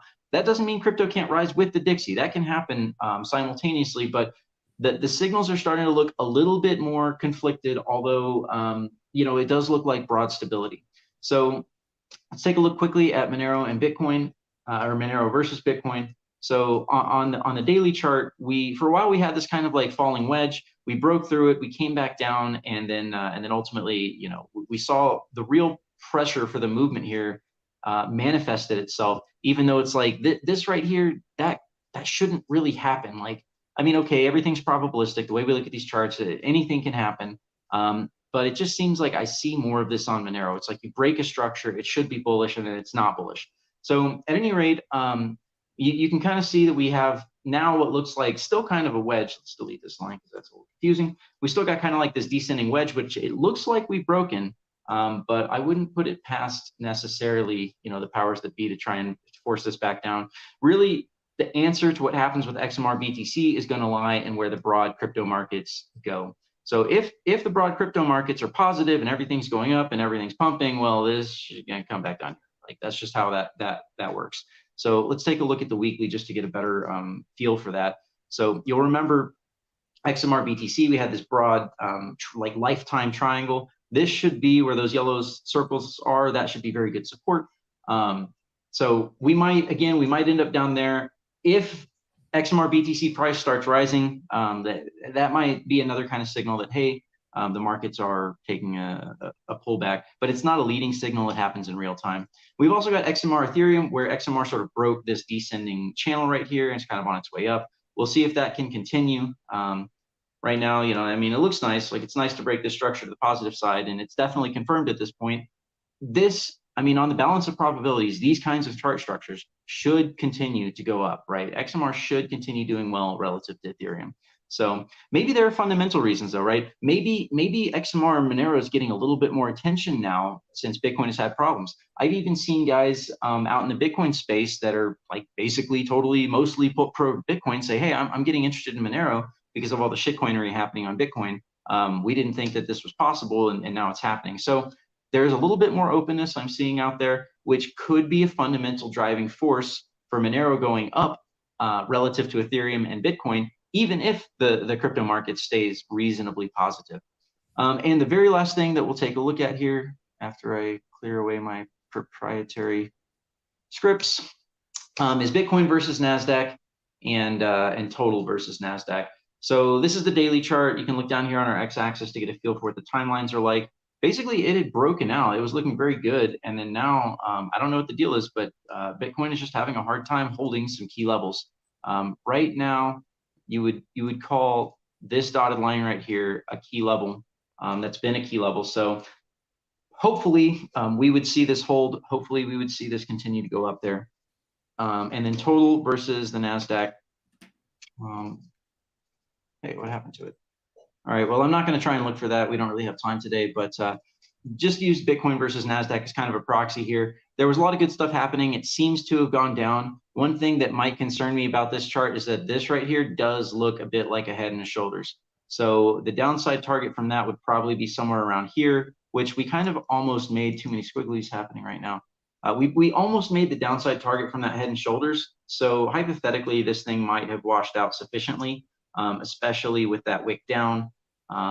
So hopefully we can get a little bit more positive action. I was really kind of hoping that Bitcoin could make the mid 30s to maybe the low 40s before we get like a really major washout, which I think is still an acute possibility later this year. But for the meantime, things look stable, but there does seem to be growing risk in the markets in general. So that's the price report today. Hopefully you guys got something good from it.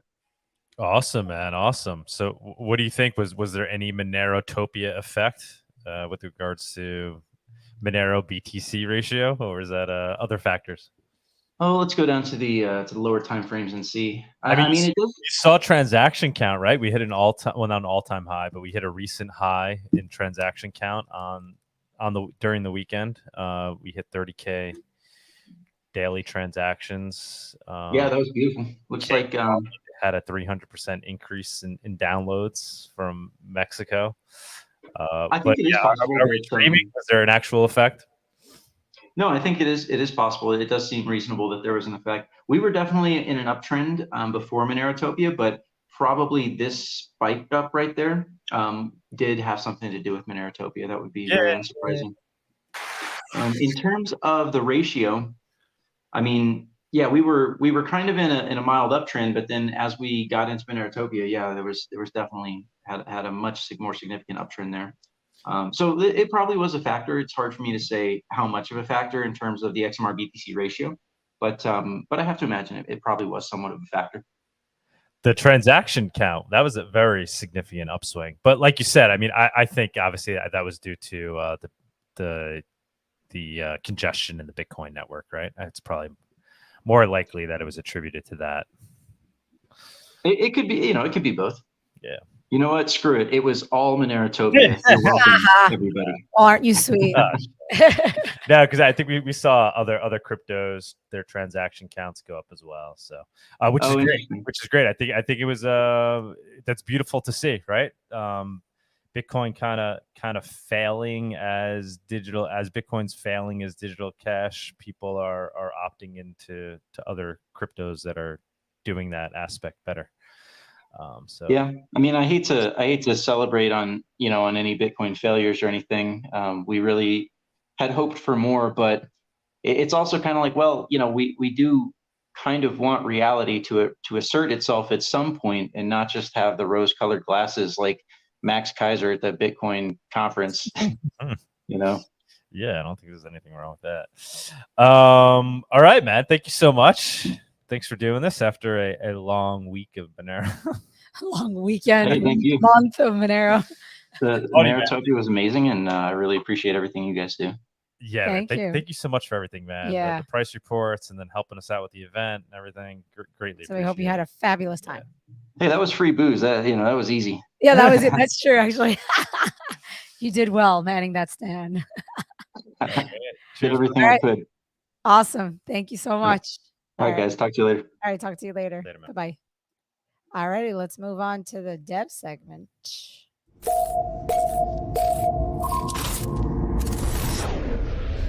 And now for the Monero development segment.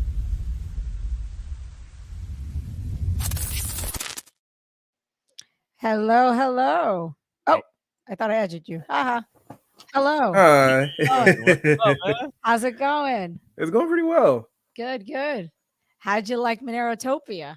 Oh, it was great. I was out of commission for a large majority of it, but it was great. The bit that I saw online. So I know you like appeared out of nowhere. We saw and I was like, I didn't see you yesterday. And you're like, well, I wasn't here. I was like, oh. Yeah. Got hit, huh? Yeah, but it might have. I mean, I went to a buffet, so I mean, yeah, mistakes were made. Mistakes were made. Lessons were learned. But yeah, outside of that, everything was great. Seeing people in person was very interesting. I don't know if y'all know this, but Doug is jacked. Oh, like DGoon, on camera. Yeah, you're on camera. I'm like, okay, Doug's like, I'm like, Doug is. I'm like, Doug hits the gym. Let y'all know that. Let's bring him down from his cloud because he's already like, all the way up here. Why do you say that? Because when we met you, we were looking up. Yeah, we're well, I was like, well, I'm a "Hey." midget, obviously, as you can tell. How tall I was are like, you, holy man? shit, you're super tall. I'm like just 6'1". Tall. Well, Yeah, for yeah. me, that's a giant. So I'm short. I'm like 5 1/4. Yes, I had. Also, I really love the dress you had on the first day. Was that the first day? Yeah, the first I had a day. dress for every day, basically. Was that like custom I got it made? Like, made. how do you get a custom dress made? Like, Yeah. how's that work? I did. I mean, online. I found a place and I was able She's gonna to start selling them. I think. So she I doesn't want love to give them. away There we her, go. I love her it. trade secret. But like, yeah, basically, I got it kind of custom made, so it was pretty. Yeah, I was very excited about the dresses. Oh so. man, I feel horrible that you got sick, man. That's I know. sucks. No, And I was out for like one day. It's fine. I Yeah, mean, I wish we got to spend more quality time together too. I mean, that's with a lot of people because we were running around so much. But it was yeah. awesome. The couple of moments we had was fantastic. I'm glad we got to meet you in person. Oh yeah, no, I'm so glad. Y'all are awesome. No, High you're demand awesome. people. Yeah, it was cool meeting everyone in person. Yeah, because we've met you remotely and we were able to meet you in person, so that was cool. Did you have any good convos with the devs? Were you able to kind of get some FaceTime with anybody? Well, see, I'm like kind of like I guess like awkward in person because I saw Cole and Justin working on something, but I didn't want to like be creepy. Like online, if they like talk, I can just listen. Right, I can like go into the dev chat and just sit there and creep, but in person, that's not socially acceptable. But I did have some great conversations. They were like having a conversation off like near the bar, and I was like, "Oh, what are y'all doing?" They're like working on some really cool stuff. I'm not gonna say what it was. It was like I was like, Jesus Christ! So like that was really cool. But the talks were really cool. I got to meet Ruben from Fire, which was awesome. Justin, like all those people were really cool to meet in person. And so, other than your bad experience with the Mexican water or whatever buffet, the buffet, you went there, what do you think of next year, man? Mexico again? Other ideas? What's your take? I'm indifferent. This is my first time out of the country, so I'm down to go wherever y'all go. More excuse to travel. That is true. All right, yeah, take it away. I don't even know what you're talking about this week. Oh, Monero node. Okay, sweet. Yeah, take it away. Yeah. So this is actually happened today. I'm going to be talking about some issues with trusting remote nodes that Monero has right now, or any cryptocurrency has actually. This actually happened, I think, 2 weeks ago, but let's get into it. I can show you the Reddit post. But yeah, so basically there was a security advisory put out. The details are not public yet, right? So we don't know exactly what the issue is. But it was an issue put out with if you trust a remote node, they can do things like feed you bad information, which could lead to you losing money, essentially. They can't like take money out of your wallet, of course. So this isn't like they can't directly do it, but there are some major issues with this. And this goes for any cryptocurrency. I want to be clear about that.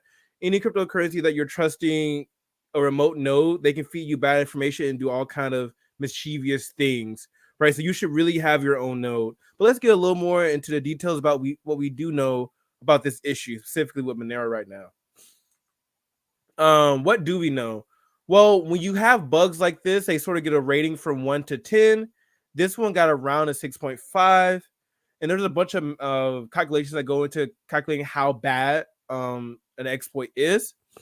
So it was about 6.5 out of 10. Like, it gives you a scale for how, I guess, bad this issue is. But once again, they can't directly steal funds, but they can hurt your privacy also. And they can probably feed you fake data, which can make you like spend more money than you need to on a transaction, raise your fees, things like that. But we're not sure. The only people that know for sure are the people on the Monero core team that have access to the report on the bug right now. And how can this be fixed? Well, when in the Reddit post, there was you can do like make a change to random X, and that would allow you to do other things with it to verify the data that you're getting, I believe is the gist of it. But that's going to have to come at a hard fork, right? You can't just force this patch onto the network right now. So they're probably going to wait until Seraphis or some other thing and patch this in with that. But long term, you should run your own node, right? Even if they do patch this issue, you should not be trusting random nodes with your privacy information. they can make you spend more money on transaction. I was on Twitter. I saw, I think Monero Profit almost got tricked into spending 400 USD on a transaction. And that was just today. So be aware, run your own node long term. But I have some good news for you that I found out at Monerotopia was announced. Doug and his team actually have Monero Nodo. Yeah, this is public information, right? Yeah, this is public information. I mean, we were just kind of soft launching it. Definitely at MoneroCon will be a little bit more aggressive because we're going to be there. The guy Abdullah is who I'm working on it with, and so he's going to be at MoneroCon in person presenting it. But yeah, go ahead, take it away. Oh wow, I have so many questions for you after this. But yeah, basically you should run your own node, and you have basically two ways. You can run it in the cloud, which is it's in the cloud, right? So the issue with that. But the best and most private and secure way is to run your own node on premises. And what Doug and Sunita and team have done here is pretty much to put a computer in a box that you can plug and play, and you'll have your own node. And it's really cool. And here's the spec sheet for it. I mean, this spec sheet is crazy. You're talking about 16 gigabytes of RAM, 1 terabyte of storage. It has backup storage. Even has a GPU because this one actually has a screen on it also. This is the first node that I've seen that has a screen on it. So I can imagine the amount of interactions you can get with it and how much easier it's going to be. And right, I don't want to hype it up too much because it is in pre-order stage. Yeah. Please do. I mean, we need to get the pre-orders going so that we could essentially we have to put up $15K up front to develop it. Everything's in place. We're ready to kind of hit the go button on producing these. It's been a long time actually. Been working on this for how long? Like well over a year. Oh yeah. Maybe 2 years. Like, how do you keep these things a secret? Like, I didn't even know. Like, it just dropped it one day. I didn't want to talk about it until we knew that we can make it happen, right? So we're there. We can make it happen. We got to iron out. I think we have it listed as 500, including shipping, but I might change that up just because I don't want us to get screwed over. Do you want me to share the website? Yeah, definitely share the website. I don't know if I can. With actually, if people want to place an order, please do. I mean, that will give us momentum. I'm looking to get like 25, at least 25 pre-sales. Over your screen. And then we'll feel very confident with moving ahead. And I guess if we don't get those, maybe we would abandon the project. But this is a dream come true for me. I did this because this is something I wanted. I don't know if anybody listening, if you guys remember Monero Box from years past. It was the first attempt at a plug and play Monero node. I actually did a Monero Talk interview with the guy. I mean, that must have been like, I don't know when that was, 2018. That was a long time ago. And he just never really followed through with the project. So we actually consulted him. We had him on board with this, helping us out a little bit.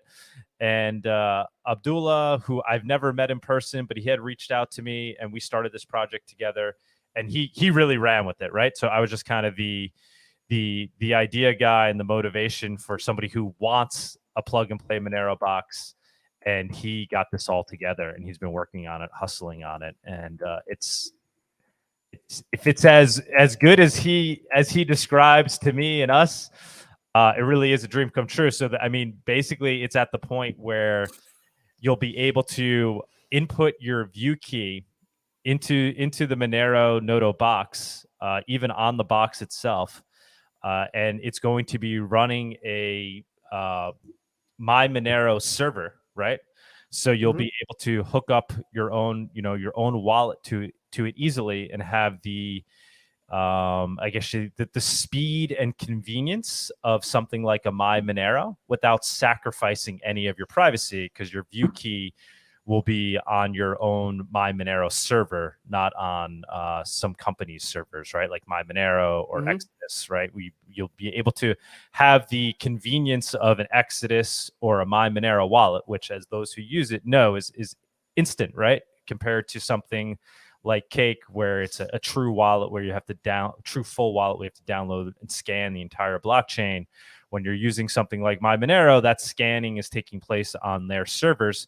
But now the idea with the Monero Nodo is you'll be able to very easily, in a way where somebody like me can do it and get it up and running, get your Monero node up and running by literally just plugging it in, with 1 or 2 steps, making it as simple as possible.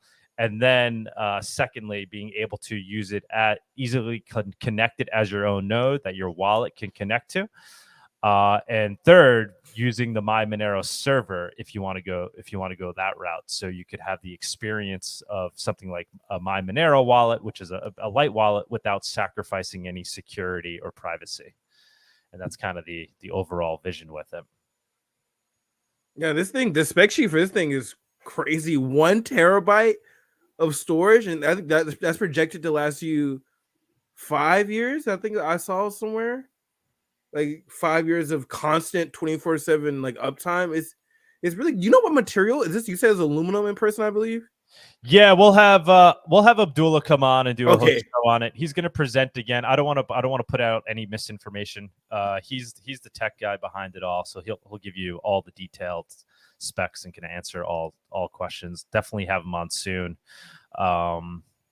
Yeah, man, it's really cool. We definitely appreciate anybody that wants to be kind of an early bird and pre-order, because that will give us the momentum to place the large order. And God forbid, if for some reason things aren't working out, we would return all the money. And this isn't just some random startup. This is me, Doug Tuman. I'm behind it. So you could trust that if there's any bumps in the road, we'll send back all your money if for some reason, or if we don't get enough orders for us to, this really isn't a money-making proposition until we get hundreds and hundreds of orders. But if we could at least get like 25 or 50 up front, it gives us the momentum to know that we will at least not lose a lot of money on it. we can near break even and maybe eventually start to make money off of it. I'm trying to keep it as accessible as possible. Like I said, main goal is for people like me to be able to run their own node, just plug and play. And in addition to adding, to be able to run Monero in the best way possible for you personally, right? It's also obviously adding to the security of the network as a whole, right? So it's kind of the dream. If every Monero user was running their own Monero node, the ecosystem would be that much stronger and robust. Yeah, and it's a requirement. I said, well, for right now, I know Monero has a bug out right now, but even if they patch that, this is still gonna be true. You should always run your own node. It is a supreme form of peer-to-peer digital cash, as we love around here. So however you do it, I think Monero Node is gonna be a great option. And I'm so excited for it. I wish I had it I saw it in person at the I wish I saw it in person at the Monerotopia. That would have been like awesome. It looked really cool. We were obviously going for that, but we had a lot on our plate. And yeah. So even the website, we were a little apprehensive about putting it up, but we said let's get it up. So we got the website up. By MoneroCon, we hope to have the actual boxes there, a couple of them with us that will bring with us. Balancing a lot. Because I don't know who you said. How do you pronounce the person's name? Abdullah. Yeah, they're like amazing. Like I look at the code, the website looks beautiful. They do all they do like the CAD, all the code. It's like amazing stuff. Abdullah's been hiring people along the way that we've been paying in Monero. I thought it was just one guy. I'm like, oh my god, how is he? We have various devs that have helped us along the way. Yeah, you kept it a secret. Abdullah's just been project managing it. Well, not a secret. I just wasn't out there. I actually made some mentions of it on the show. If anybody listens very closely, but until it was confirmed, but I did. You can't really. Yeah, I don't want to be that guy, right? I don't want to start pushing something before I know we could actually make it across the finish line. So now it's kind of almost there. So I'm confident that we can now make it across the finish line. And in fact, pre-orders will help us in a very big way. But yeah, man, thank you for giving it some attention. Oh yeah, no, thank you. It was a really beautiful project. I'm super excited about it. And I didn't even get to watch Abdullah's presentation on it because I was obviously busy. But I did peek up there because he was on the remote stage, so I saw him for the first time. Because I've never seen him. We've been talking for 2 years through Signal and Telegram, and we have various chat groups. And for whatever reason, we never did a face. No, I don't actually, know why. you saw it? I Actually, just thought he never wanted to, but now he did his presentation. I see him like, oh, it's Abdullah. So, but unfortunately, his slides didn't work when he did it. So we'll edit those in, and then at MoneroCon, we're gonna have a redo, and he's gonna be there in person. So I'm sure the presentation will be a lot better, and maybe I'll participate in that a little bit too, just to kind of give the overall as to why we're even pursuing this. Oh yeah, is there a reason you didn't get the CCS funding? I think Monero Box petitioned for something, but you seem to do this all on your own. Is there a reason you chose to go that route? Yeah, I mean, my primary reason is just so we don't have too many cooks in the kitchen, right? So you do a CCS funding, and now you have the entire Monero community that feels like they run the project, which I get it. I understand that. But that makes it a little bit harder to kind of move and pivot and make your own decisions. Same reason why we don't do CCS funding for the Monerotopia conference. MoneroCon does. They somehow manage to deal with all that. But as nice as it is to have that security up front, it does kind of lead to some issues with management and being able to do what you want. For example, like we added all these privacy tech projects, right? We added Xano and Oxen and all these, but we didn't have to ask anybody, right? We didn't have to turn to the community and be like, hey guys, do you mind if we do this? Or do you mind if we take on this sponsor? Or do you mind if, we do it at this venue? Like that's a different approach. And I totally respect that. And I love that we have that, with MoneroCon. But Monero, I think that's really what differentiates Monerotopia, right? We can pivot, we can move fast, and we can kind of curate things ourselves without having to kind of ask for permission. And so it's the same thing with this node project. We just wanted to do it on our own. But yeah, that makes sense. Wow, yeah. And also, I think we need that, right? Monero, we've had these conversations quite a bit. Monero, it can't just be that we constantly we have to raise funding for project. It needs to be that true capitalism arises here, that people are able to run businesses, right? That somebody's able to run a conference without asking the community to fund it, but they run it in a way where it funds itself because it's attractive to people that want to attend. They want to buy tickets. They want to buy virtual conference tickets. They want to sponsor it, and it becomes a self-sustaining business, right? And so we need to make sure that in Monero that these self-sustaining businesses arise, right? It can't just be all funding based because long term that's not going to work.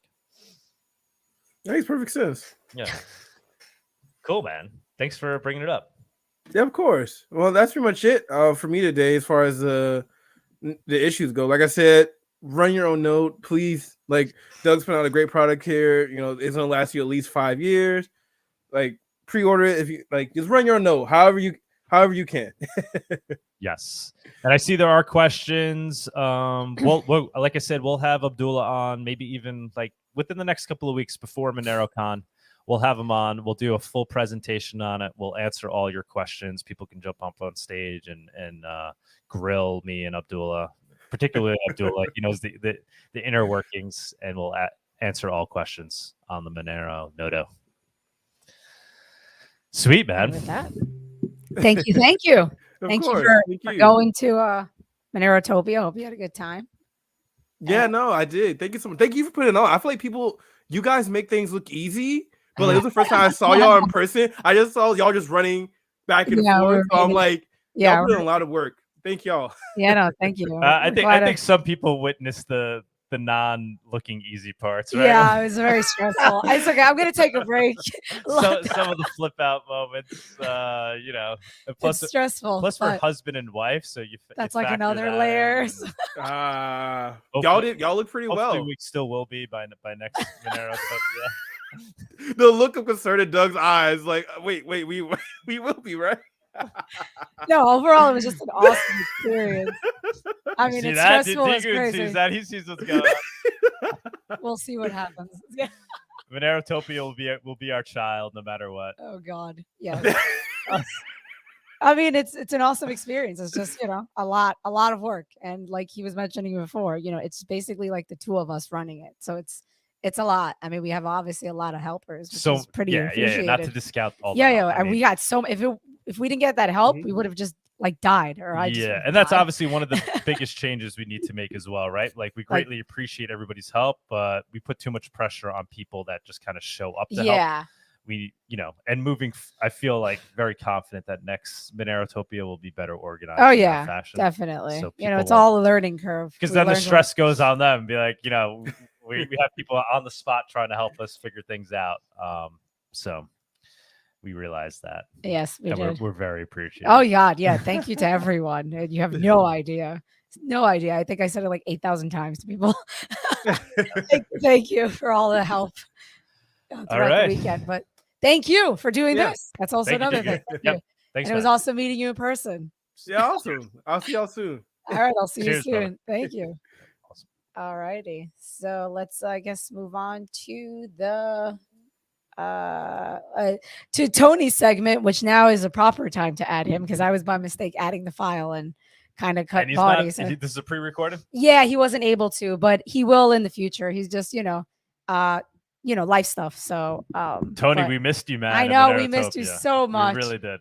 We'll probably jump on a call with him next week to kind of like chat it out. But I guess let's move on to his segment. Let's do it.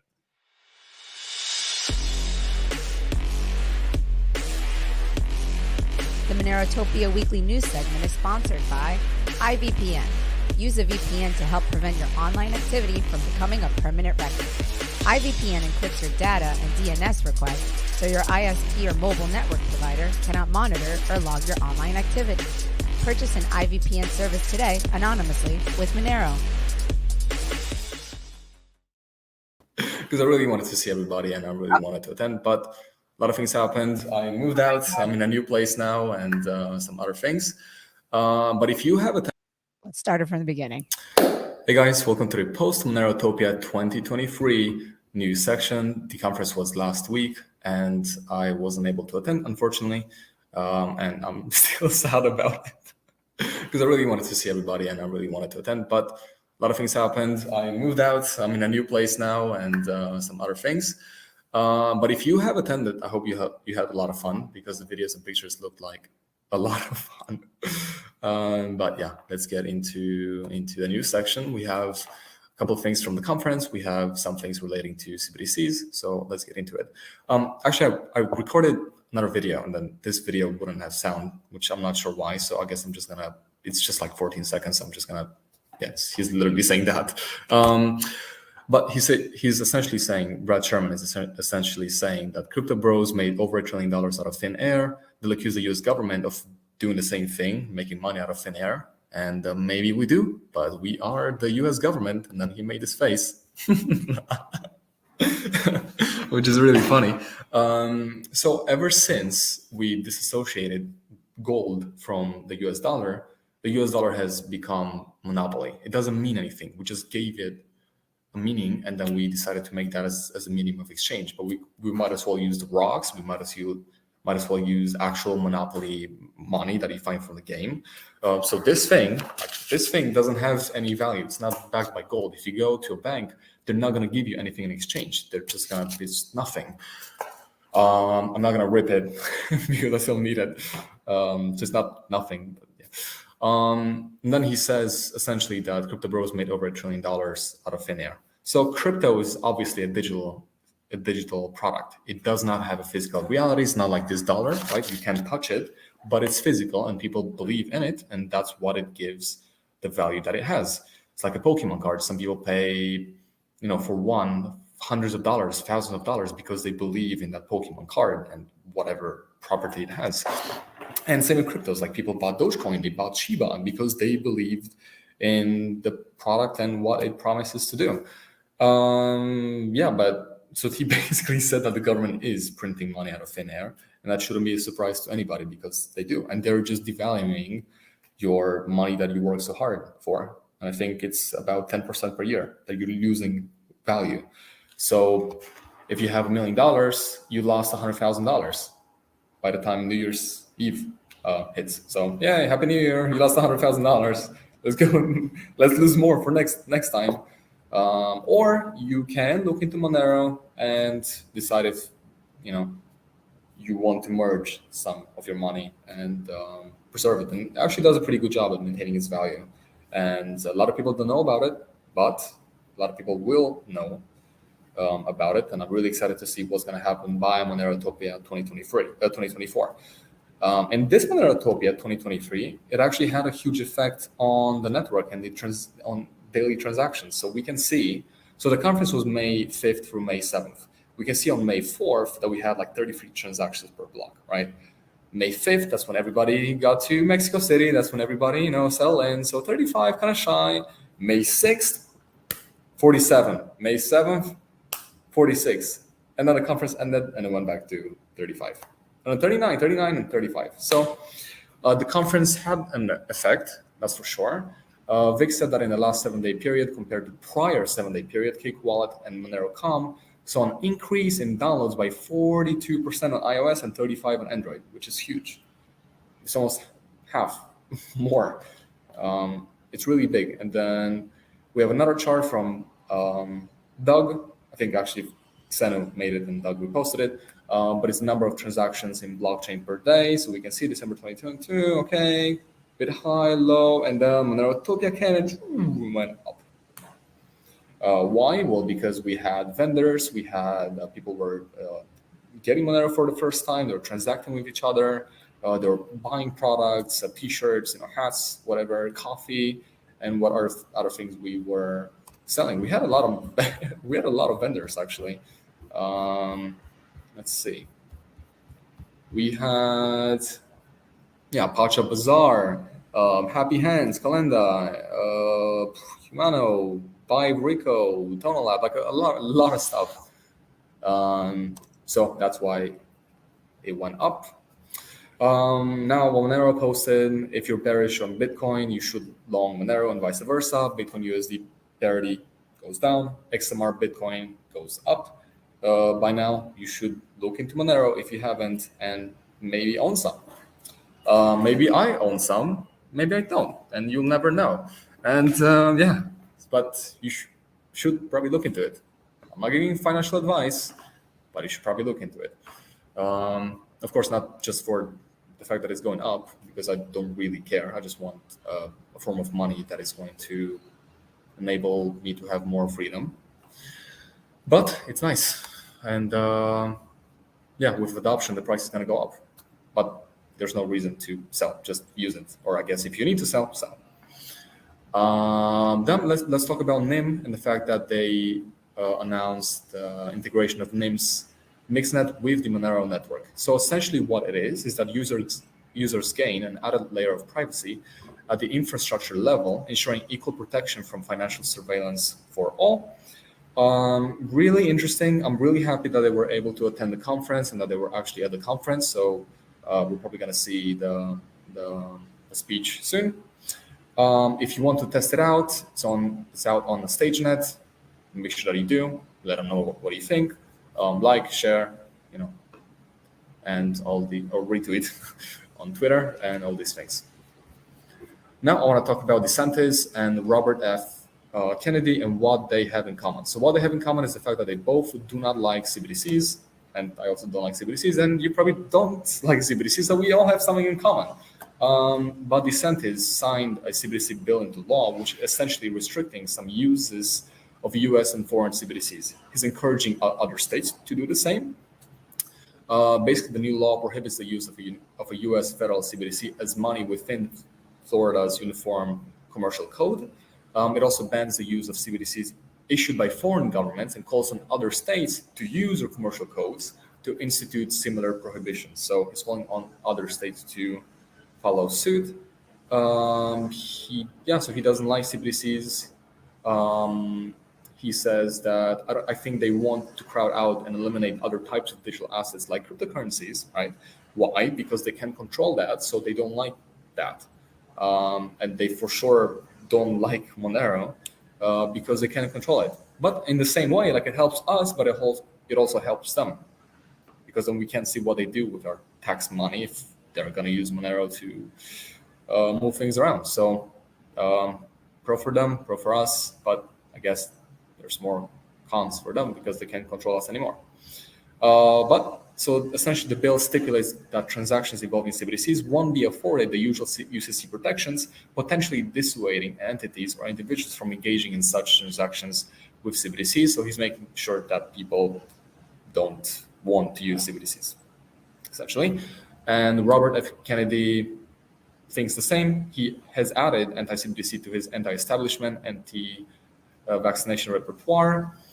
He talks about the environmental argument, which is a selective pretext to suppress anything that threatens elite power structures. Bitcoin, for example. Obviously, we believe, or I believe more in Monero than Bitcoin at doing that, in threatening the elite power structure. But yeah, governments are essentially using the excuse that crypto is bad for the environment and is destroying the Amazonian forest and all these things, so we should suppress it, which, it's not true. I mean, it's becoming more environmentally friendly because of the eco-friendly methods that are coming around to mine it in a better way. But yeah, so he also said that it's not outlandish to imagine that even here in America, your bank account could one day be frozen because of your politics or comments you've made on social media. And we've seen this with PayPal, right? So with PayPal, for example, essentially, if you posted something political that is against their policy or anything that is against their policy and you're using PayPal, they're going to subtract $2,300 per action, $2,300. And if you're using PayPal, you can't say anything against it because you're using the platform. So if you don't want that to happen, then just don't use them. But it's going to come to CBDCs. You're going to have negative interest rates. They're going to freeze your account. They're going to make sure that you can't spend it in certain places. So CBDCs are something that we certainly do not want to have. Thank you guys so much for watching. All the links are in the description if you want to check them out. Make sure that you watch the whole show, the price report, the dev report, just the whole show. It's post-Monerotopia 2023. Really interesting. So make sure that you watch it, and I'll see you guys in the next video. Bye. All righty. Thank you, Awesome. Mr. Tony. Really appreciate the pre-recording. Thank you, thank you, thank you. We did miss him a lot. We missed Tony. But yeah. Thank you to everybody who joined us this week. Obviously, once again, thanks to everybody that helped out with the conference or just participated, attended in any form, in person or virtually. Yeah, and we apologize for the virtual, but I think it kind of all worked on its own. So all the virtual attendees, thank you for your patience because it was kind of hectic trying to balance the two. So we appreciate, the kind words and stuff because people have reached out saying like, thank you, even though we kind of like messed up a little. Yeah, we're not going to jump into the spaces today. I think we've been going on this marathon long enough. Yeah. We're going to take a little break. We got to go have some family time, much needed family time right now. But thanks, guys. Well, you will. I don't know. I don't know. You'll see, Doug. I'm going to take a small little break, but we'll decide next week. Sania's going to take a step back a little bit. We need to chill on our end. We need to correctly balance our lives here. It was. While DGoon said we make things look easy, it was a lot. It was extremely stressful. But thank God, the most stressful part was not knowing if things were going to work out. So once they did, we were huge off of our shoulders. We're so happy that it was amazing. That we lived up to the expectations. And you better actually, because I feel like it ended up going a lot. I mean, aside from the hiccups, but it went better than expected, to be honest, in my opinion. But I doubt that I'm not going anywhere. I'm sure I'll keep this going strong. I'll definitely keep the Monero talks going strong. Maybe we'll take a 1 or 2 weeks break, even me, right? And then we have Monero Con coming up. We're looking forward to that, definitely. And we'll be there in person. I think we'll be doing videos there. Maybe we're doing media from there. That'll be very cool. Yeah, we have to get more details, but I do believe we are going to be doing media there. So we are hopefully going to meet you all there. Got to figure that out now that we have some time, but see you guys soon. Keep a lookout for the Monero Noto. Yeah, maybe that will be our next week. We'll have Abdullah on. We will. Yeah, we'll definitely have him on. But till then, thank you guys. Cheers, everyone. Love you guys. Peace out. Adios. With this mouse that we'll have to get a new mouse. All right, guys. Bye. Thank you for joining us on this week's Monerotopia episode. We stream live shows every Saturday at 11 a.m. Eastern. You can find and subscribe to our show on YouTube and Odyssey. or listen to the podcast on iTunes, Spotify, or Stitcher. Don't forget to follow us on Twitter or join us in the Monerotopia Telegram group. See you all next week.